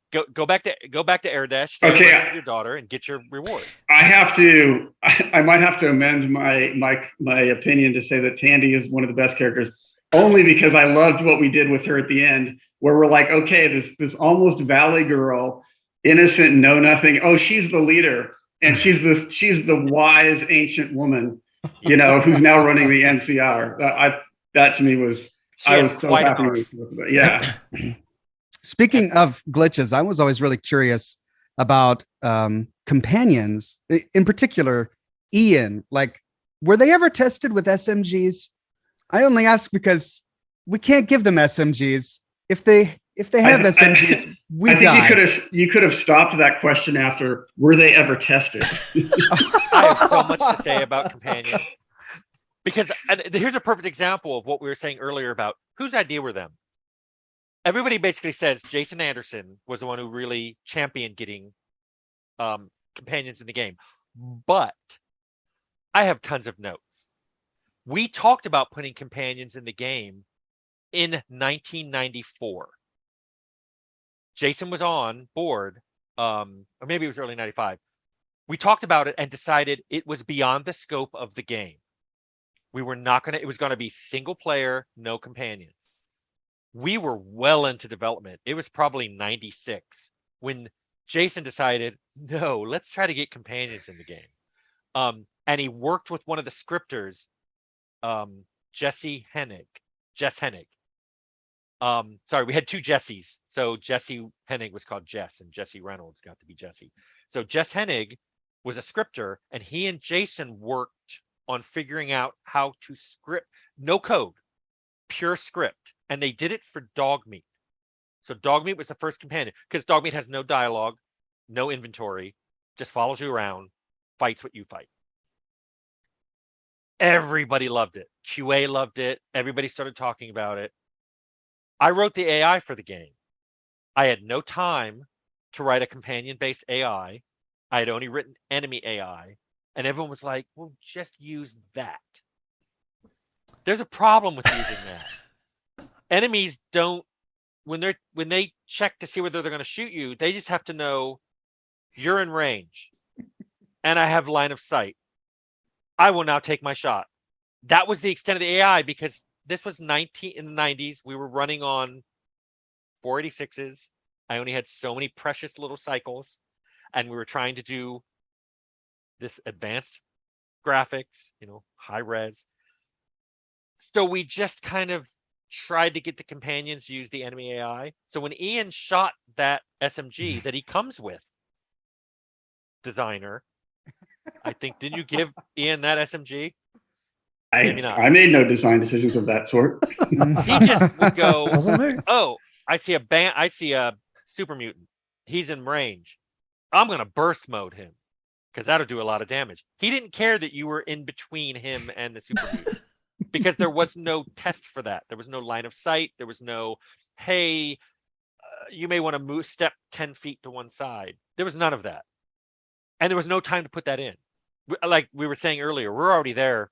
We were there 12 to 14 hours a day, 7 days a week for at least the last 6 months. So it was like, okay, you guys thought it was a great idea to put companions in, and now we've put them in, and everyone loves them, and they can't be removed. But there's a whole lot of bugs. And the bugs we focused on were crash bugs and bugs that made the game unfinishable. So things like Ian shooting everybody in the back, that was low priority. I mean, I wanted to fix it. But I still think Jason was right. We needed them in the game. I'm also not going to confirm or deny that maybe it was fixed at a later date. But anyway, yeah, it's basically he's missing code. He doesn't know that you're a friend when he's lining up a shot. So companions based on enemy AI, is that why the only way to trade with them is to either barter or steal from them? There was no time to write a UI for let's deck out what he's wearing. So it was reverse pickpocket, Yeah, that's all you your own could friend. sneak up Yeah. and then reverse pickpocket. It was the only reason that was possible because we had pickpocket, Hmm. which could go either direction. We're like, well, we'll use that for your companions, and they'll never get mad at you. I think I did go in there and say, okay, if you're a companion, don't call out the person for pickpocketing you. But that was it. There was just no time for. But you could exploit it even more. Like if you barter with them in the trade dialogue, you can put anything you want in their inventory and set it at $0, and they think, hey, that's a great trade, but it ignores their carrying capacity. So you can an entire dungeon just bartering with a companion. It sure does. Companion of infinite holding. That's right. And what to me, the reason this makes me a little aggravated was that code was great for what it was written for, and then it was just bent. You're like, my masterpiece. Yes, my perfect my diamond, child. my perfectly crafted diamond of code. Which my code was not that nice, but it was it did its job, and then it was just bent and warped by these scripts that were made for companions and doing things it was never intended to do. You know, talking about decisions that were made late. So Diablo came out in 96. You were still a year away from launching. That game was just an insane success. I remember that was I had just got our first PC. It was one of the first games that I got.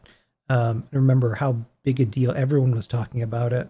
How did the launch of that game get you to think or rethink what you were doing, or maybe make some other considerations? As a game player, I loved Diablo. Yeah. As the producer on Fallout, I hated Diablo. I had so many meetings with Interplay upper management trying to convince me to convert Fallout to real-time combat 2.5 years into its development. And we kept having meetings after meetings after meetings, and I didn't know what to do. And I forget who on the team told me to do this. I want to say it might have been Fred Hatch, my assistant producer. He went, agree to do it. Just go ahead and tell me you agree. And let's work up how many extra man hours and what it will do to our budget schedule. And I was like, that's brilliant. Genius. We made a schedule for them. It added, I think, an extra 2 years and like another $1 million. Fallout costs $3 million. It costs about $1 million a year. So it would add another couple million to the budget. And I went, oh, here you go. Let's do it. Let's do it. Here's what it would take. Oh, I need more people too. And they were like, you can't do this. And I'm like, no, you want this. This is your idea. Let's do it. Let's do it. So I totally turned it around. Instead of being the person pushing against it, I was pulling for it. And then they were like, we'll get back to you. And no one ever mentioned it again. I've worked in corporate for a long time now, and I may have done that a few times. It's the fastest way to shut down a CEO. Yeah, I just want to be clear. That was not my idea. I'm not really good at this kind of thinking, this kind of tactical managerial thinking. Whoever told me it, and I'm pretty sure it was Fred, it was brilliant. All I did was do it. I didn't think of it. I just did it, and then it went away. And I went back to coding. Talking about the music, how big a part did the music play into the setting the tone for the world? What were some of the thoughts you had in picking particularly the opening music and also bring on Mark Morgan from Starship, of all things? Well, I think those are two different things. Yeah. Leonard had more to do with the cinematic music. Right. So you can talk about that. I had more to do with the in-game ambient music. So that was basically, I used to listen, I always had headphones on because I had to code, and Interplay was a very, very, very loud company. So I would just always put on ambient music. And I had stacks of CDs of ambient music. Brian Eno, Aphex Twin. Aphex Twin, yeah. I had a 4-volume set called The History of Ambient Music. It was just awesome. And the 4th one was called Isolationism. And I got a lot of stuff off that. So when it was time to make musical tracks for the game, I gave a stack of those CDs and a piece of paper to Charles Deenan, our audio director, and basically said, here are tracks that I love that I would love to have in our game, but we can't really license them. So can you have someone make tracks that sound like they belong on these albums? So make some Aphex Twin sounding stuff, make some Brian Eno sounding stuff. One of them has a bit of Depeche Mode in, just because I told them I like Depeche Mode. So those are where the ambient tracks came from, and I loved them. Mark Morgan was brilliant. He was one of these like wonderful finds that we did at the last minute. He did great stuff. But as for the ink spots and that music, that was entirely Leonard and a few other artists who did that. Yeah, when me and Jason started making the intro, I had this vibe in the back of my head that I wanted us to hit. I knew I wanted it to be this weird, melancholy, sad kind of feel, haunting thing. And I couldn't quite put my finger on what I was thinking of. Years later, I realized it was a combination of the end of Doctor Strangelove, when all the nuclear bombs are going off and it's playing Vera Lynn's We'll Meet Again. Yeah. And because if I'd known that, if I'd remembered that, I probably would have tried to get a version of that song in there. And the other one was at the beginning of Butch Cassidy and the Sundance Kid. There's this really haunting piano thing in there, and I really love the feel of that. It's just like you hear an old movie projector going, which is almost louder than the music at times. And so they both had this really haunting feel to them, but I'm like, all I could think of was like, I don't know, I want something haunting. And so everyone kind of would throw out ideas, and no one really kind of had a vibe for it, or could feel or get the right music that had the right feel for it. And Gary Plattner was one of our artists, brought in I Don't Want to Set the World on Fire by the Ink Spots. And the minute I heard it, I was like, yes, that is exactly what we want. And it also triggered something I couldn't quite remember. It turns out years later, I saw the original, very original trailer for Blade Runner, and they used that. It wasn't the whole thing. It was like, these trailers seemed to go on forever. I think it was like 2 minutes long or something. That was a small chunk of it, but to me, that was like this really haunting noirish thing. So I thought that was really cool. But the extent of it was like, oh, it's haunting, and he's saying, I don't want to set the world on fire. Ha ha ha, that's funny. This is a post-nuclear game. So we're like, we're going to get that. We have to get that music. Well, we couldn't get that music because the people who own the rights to it wanted too much money for it. So me and Jason went to our audio director and we said, obviously this is way before MP4s, or you could search for music on the internet. We're like, we need some music from the 1930s to the 1950s. What do you got? And he had this, like, it wasn't Time Life, but it was kind of like, here's the Time Life collection of like boxes full of CDs, like just, folders with like CD after CD in them. So me and Jason just went through those. I think it took us a couple days to like just literally like put in and just go through every song on those CDs. And it was almost at the very end, I found Maybe. And it started and I'm like, oh, this is just, I Don't Want to Set the World on Fire. And then he started singing. I'm like, this isn't I Don't Want to Set the World on Fire. I'm like, oh, how lucky. One of their songs sounds almost exactly the same. We'll try to use this one. I didn't find out until I went out and bought the best of the Ink Spots, because we needed a cut of it that we could use. That literally every song of theirs sounds the same. It starts with that same guitar riff. I mean, they're virtually identical. But what's funny about that is, I heard that, I'm like, that sounds close enough. Let's get it. We were able to get it, put it in the intro, and that was before we had come up with the ending. And then we did the ending, and I'm like, if we put that music that we have for the intro, it like bookends the whole thing. But it's like those lyrics were written for being kicked out of the vault, because the guy's saying, maybe you're going to ask me to come back someday, and maybe I'll say maybe. And I'm just like, because we liked it at the beginning because it sounded very haunting. It was almost like civilization was talking to mankind or something. It's just like, hey, we'll come back later if you want us to. But then at the end, we're just like, it was one of those things. It was just a happy coincidence that seemed like this great plan we had from the beginning. But it really, to me, that song is just, the weight that song carries with it, that feeling that you get from that song is just phenomenal. And then something I just always like to add to Leonard's story. So we shipped in October of 97. December of 97, I went back east and visited my family, and we went up to see my grandfather. And I brought a videotape, a VHS tape of our opening Fallout movie. And when it started playing that music, my grandfather got this big smile when it finished. He said, "Thank you so much for putting my favorite group in your game." And I'm like, "What?" And he was like, "Ink Spots. That's my favorite group. When your mother was 5 years old, I took her to an Ink Spots concert in the late 30s. And we stayed out really late.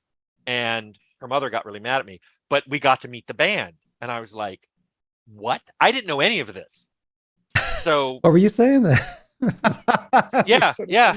And so Wow. this is interesting. So Bethesda bought the rights. For They Fallout, invited yeah, me 3. to and they made Fallout 3 in 2008, and they had the ship party in LA, and I lived down in Orange County, and they invited me to the ship party.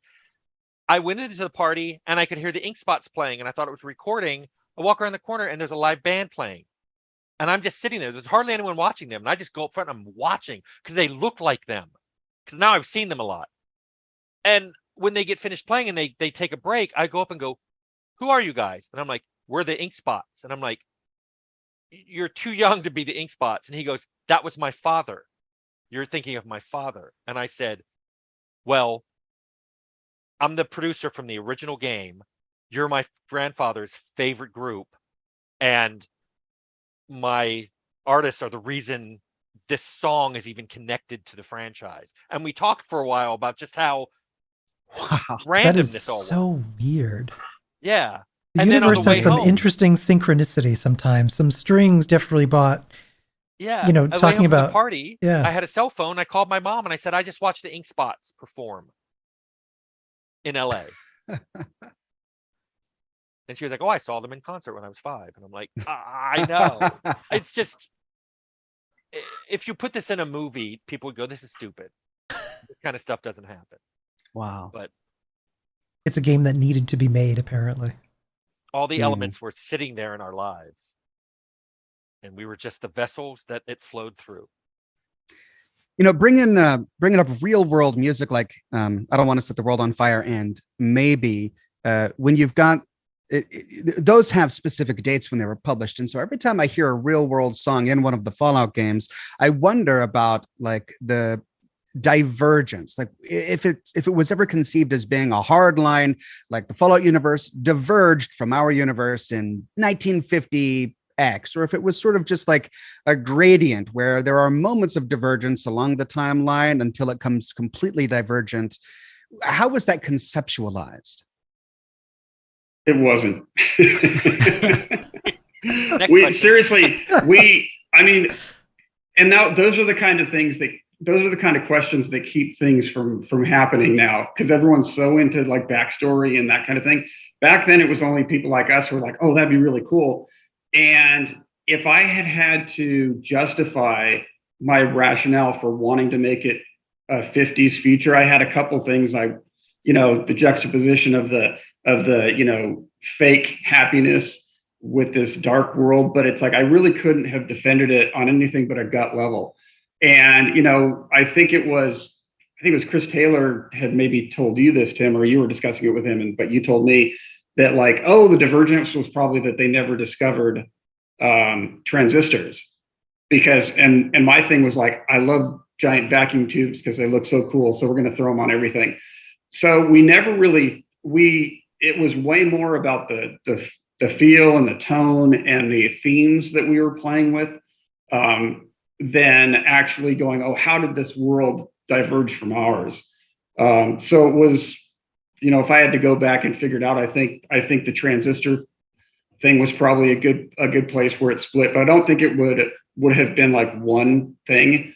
It was kind of like they diverged and were kind of like somewhat similar in development for a while, and they just kept getting further and further away. Yeah, I We think used to talk about it. you see that with a lot of games now where the process almost begins with writing like this world history. So everyone kind of knows what the rules are. Whereas you guys were just like, this is really cool. I'm just going to do this. And who cares why?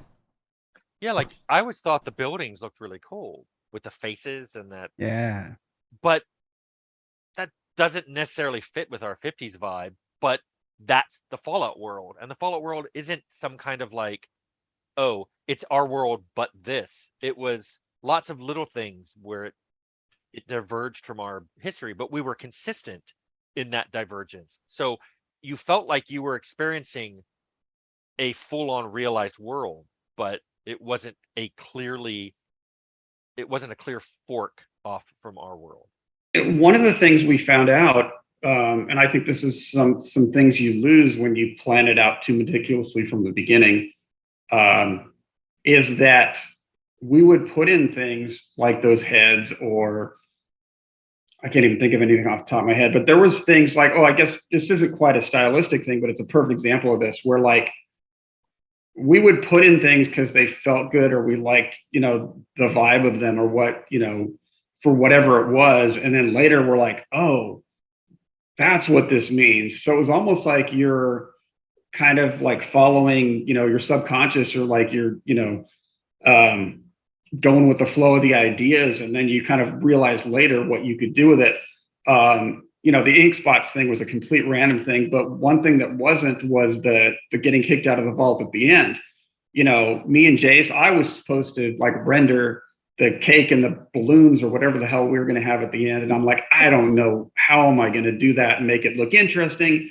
And me and Jason were talking, and as we were talking about like what else could happen, I don't remember which one of us suggested it first, but we both came to the conclusion very quickly that like, and this is from everything that was already in the game, it's just like, or at least what was supposed to be in the game, they wouldn't let you back into the vault. That wasn't something we planned, but we just looked at who they were and how they developed their society and who we were saying they were as people. It was very obvious they were never letting you back in the vault, but that was never the plan. It was like, that was because of how we developed them, just kind of like on a gut level, on a lot of the details, or a lot of the different things we put in there, they ended up being that kind of group.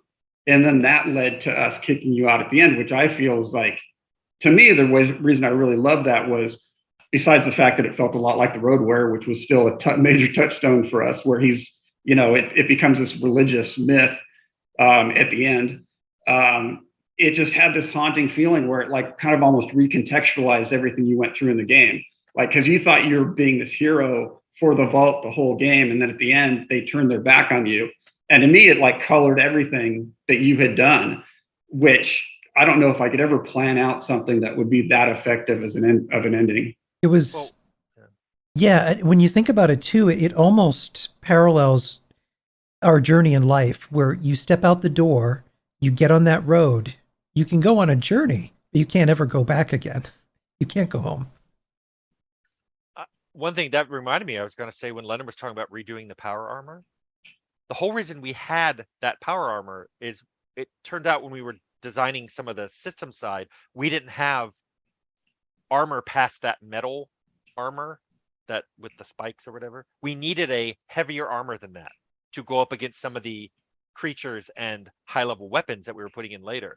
So Leonard made that power armor, but then later when he needed to make a high resolution version, that's when he changed what it looked. The same thing happened with the Deathclaw.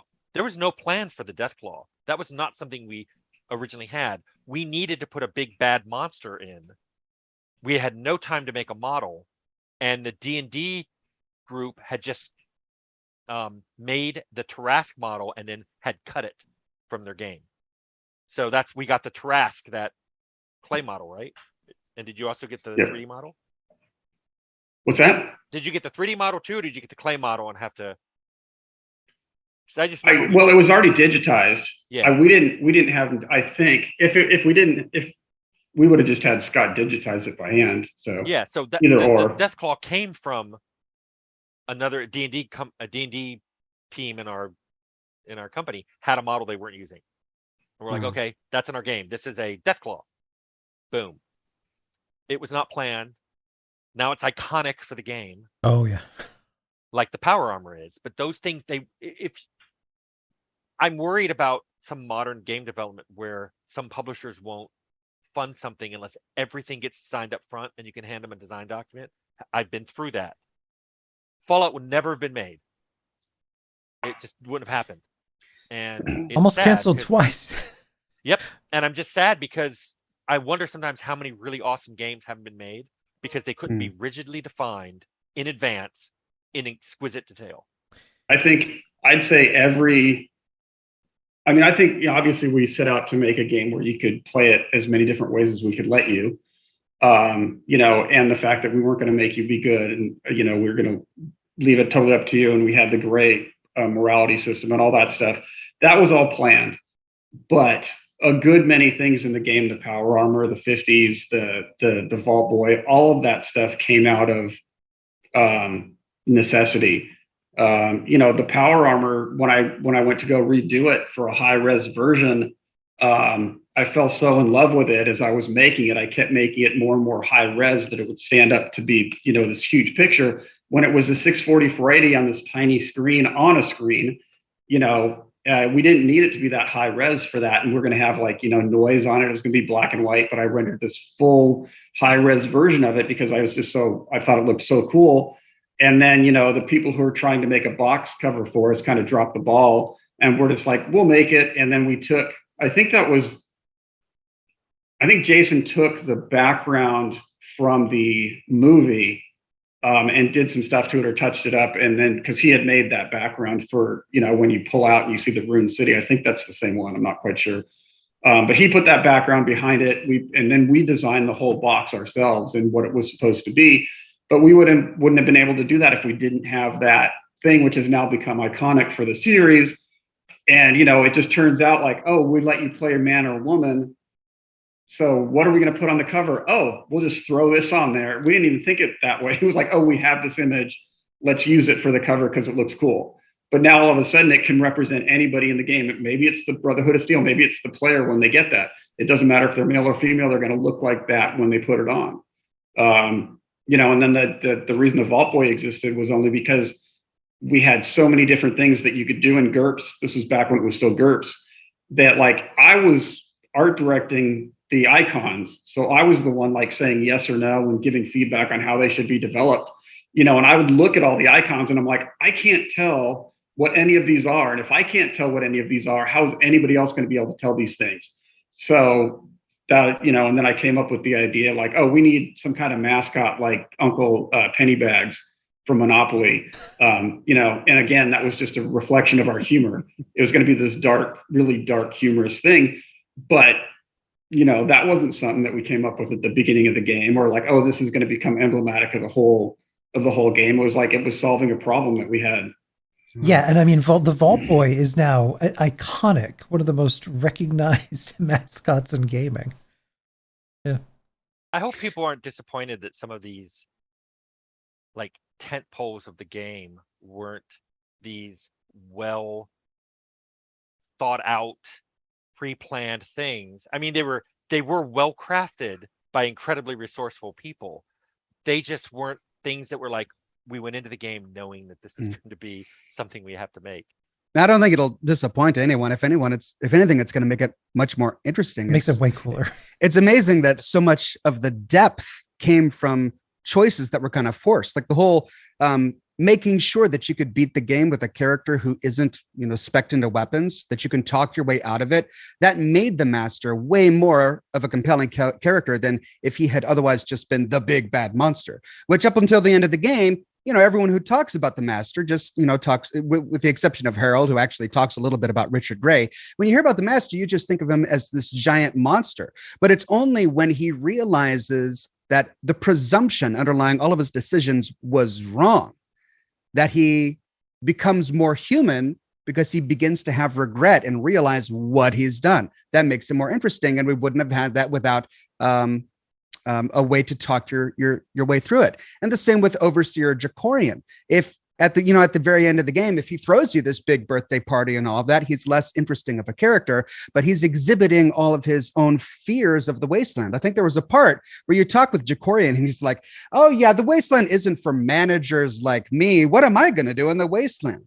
And he kicks the Vault Dweller back out because he's solely worried about himself. If the Vault Dweller comes into the vault and starts telling all of these stories about all of these adventures, and then all of the young people in the vault get excited and want to go out, he's got no job prospects, right? So it was a very personal and selfish decision that he made to kick the Vault Dweller out, which ultimately led to his own downfall later on when people started to worship him. But I mean, there's all that depth there, right? Which otherwise would have been gone.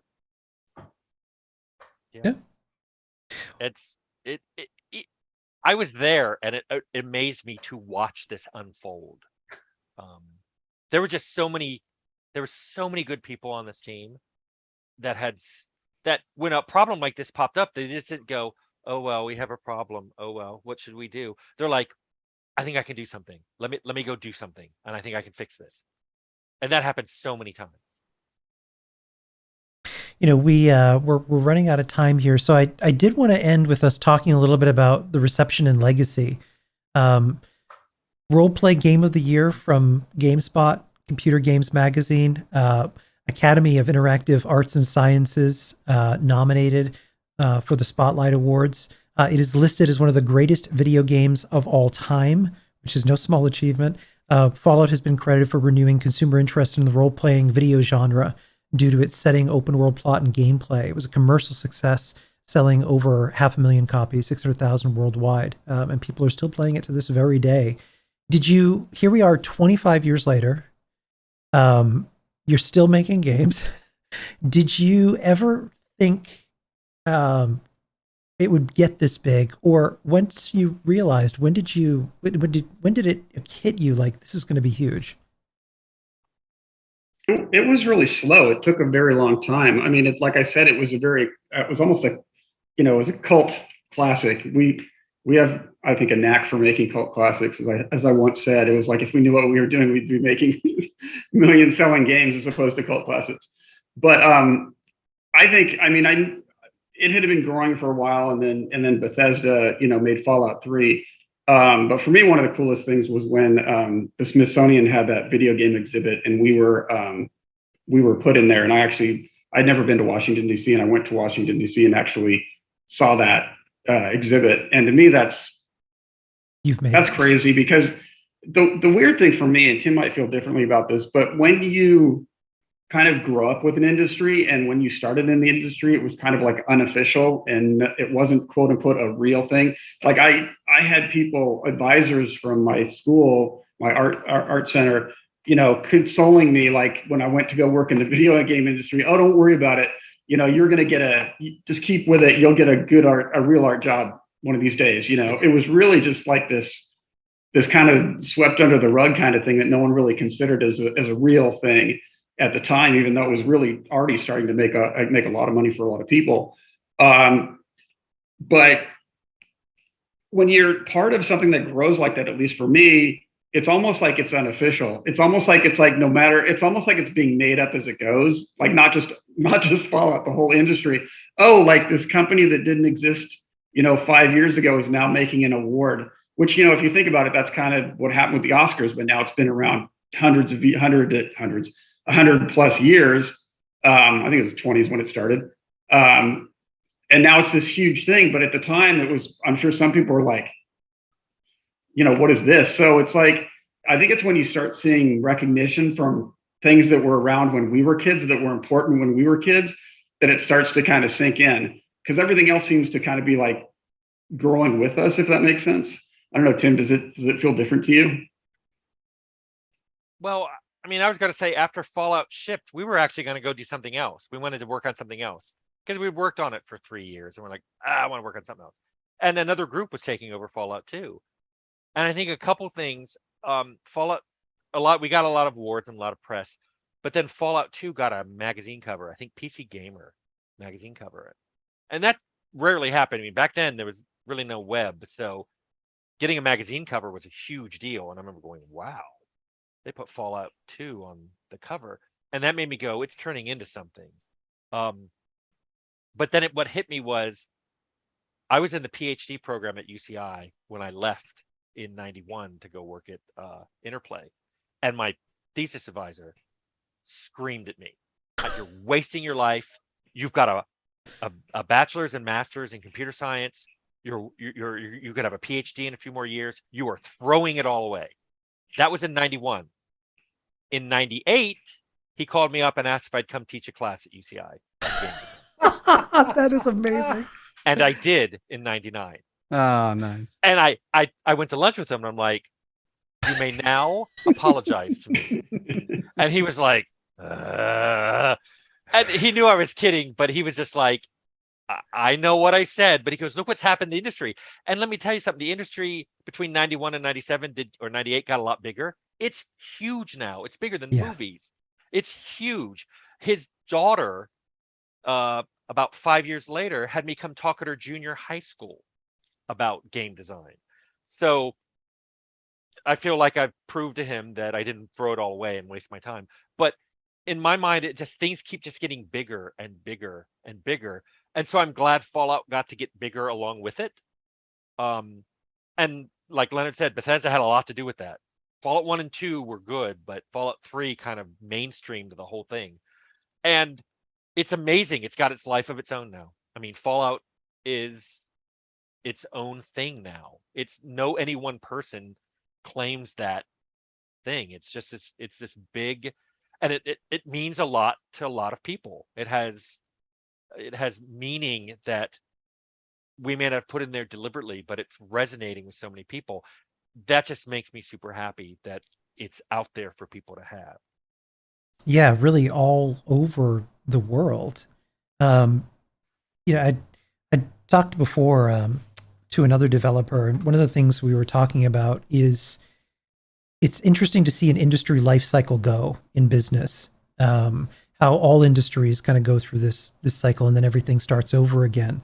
You have newer engines now like Unreal, where if you want to make a game, you have like a really easy toolbox to do that. So indie game studios and indie games, anybody can kind of go create their game and launch it out now in an accessible way.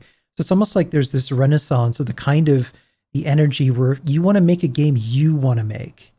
You can actually go do that and actually launch it and get it out there accessibly.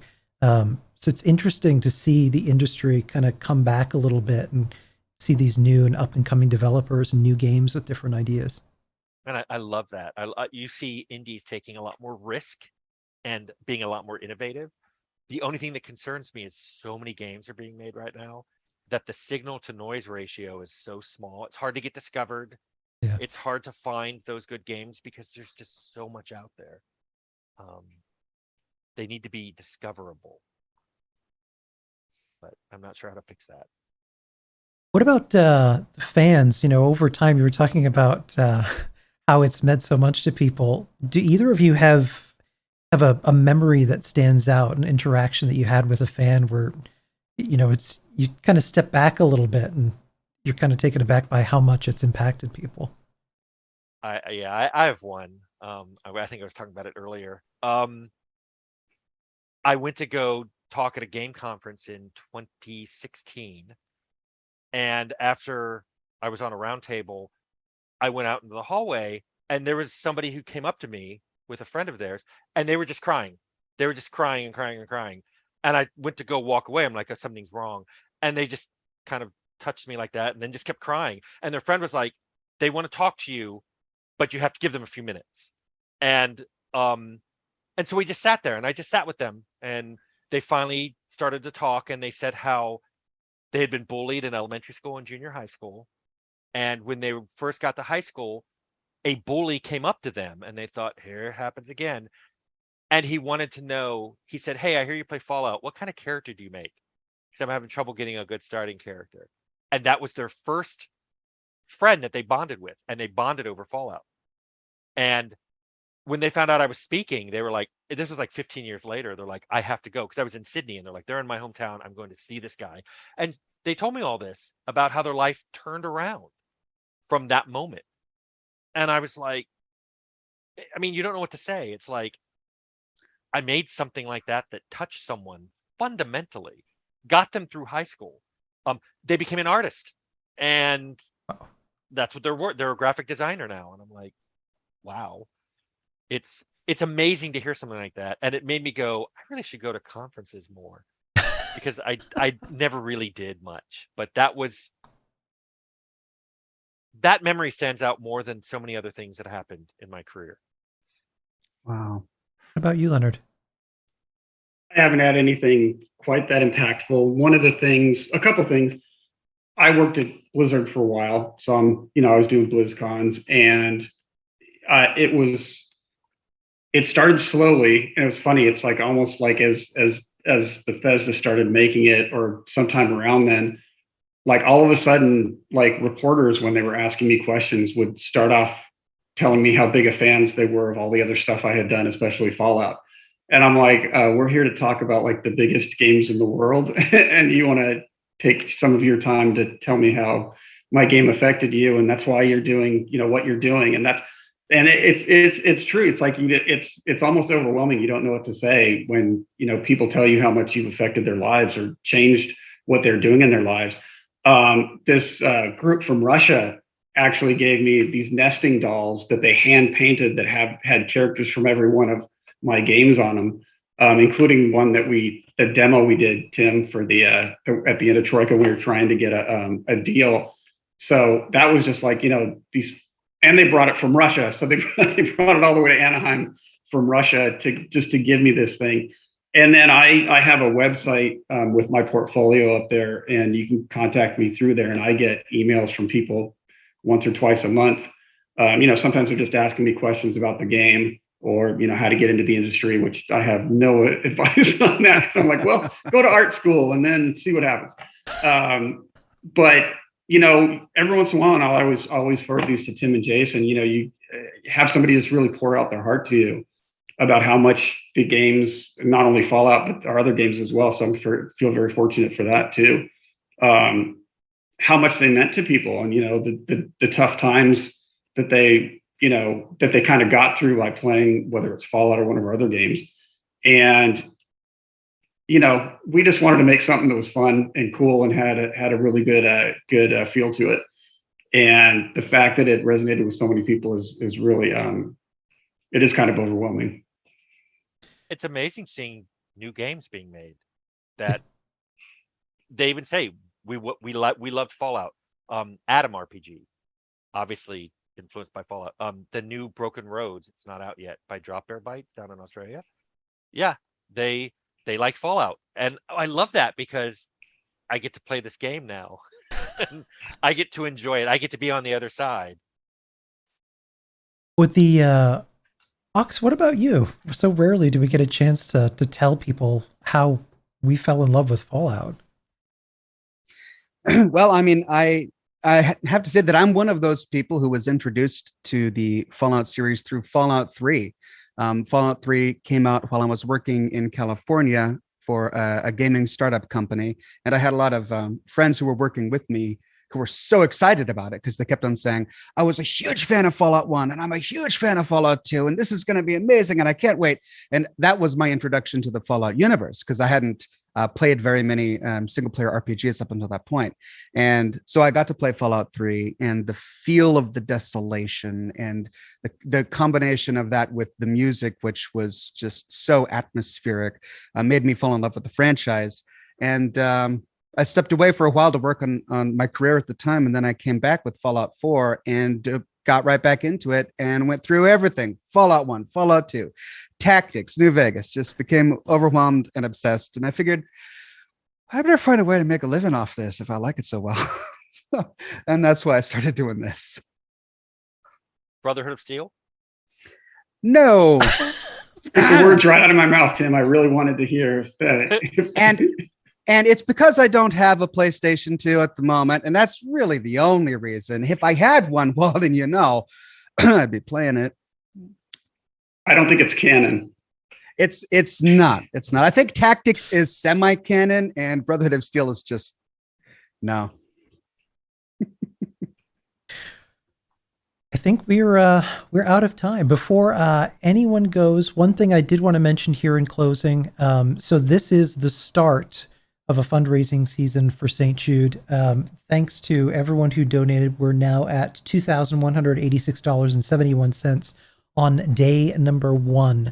And we'll be running all the way through the end of December with all kinds of programming and panels celebrating all of the games between now and then. One thing I did want to mention as well, in Good Springs, Nevada, Boston, Massachusetts, Washington, D.C., and Sutton, West Virginia, we are throwing 4 in-person Fallout 25th anniversary birthday parties with Bethesda's blessing. So if you can make it out October 22nd and 23rd, Bombs Drop weekend, there's some poetry there. We'll be meeting in those, marching in cosplay, celebrating the games, and raising some awareness for St. Jude. So if you can make it out, if you go to falloutforhope.com, you'll find the link for the 25th anniversary, and you can RSVP and join us at any of those. The spots are limited, so if you can make it down to any of these locations, please do. And yeah, just from me personally, and all 150 some odd people here that have been watching with us today all the way through, I get to say something that I'm sure they all would love to say to you. Thank you from the bottom of our hearts for creating what you did, and really just the impact that it has had on obviously a significant amount of people, including developers who are making games now. The impact of hanging out, eating pizza, Tim deciding I need to occupy my time with something or I'm going to lose my mind, ended up being one of the most influential games of all time. So thank you. Thank you. You're welcome. I hope that origin story proves inspirational to future generations of game developers. Thank you both for joining us tonight. Thank you so much, Ox, for joining me for this. And You bet. please stay tuned. We're going to raid into another fellow team member, the Premier, who is currently streaming. Stick around if you can, or at the very least, keep a tab open. It helps with viewers. He's also raising for Fallout for Hope. We are going to raid. Come on, raid. Thank you all, and good night, everyone. Stay tuned, and we'll have more programming coming for you this month. Now comes the awkward 10 seconds where we have to wave goodbye while I'm waiting for the countdown timer. Goodbye, everybody.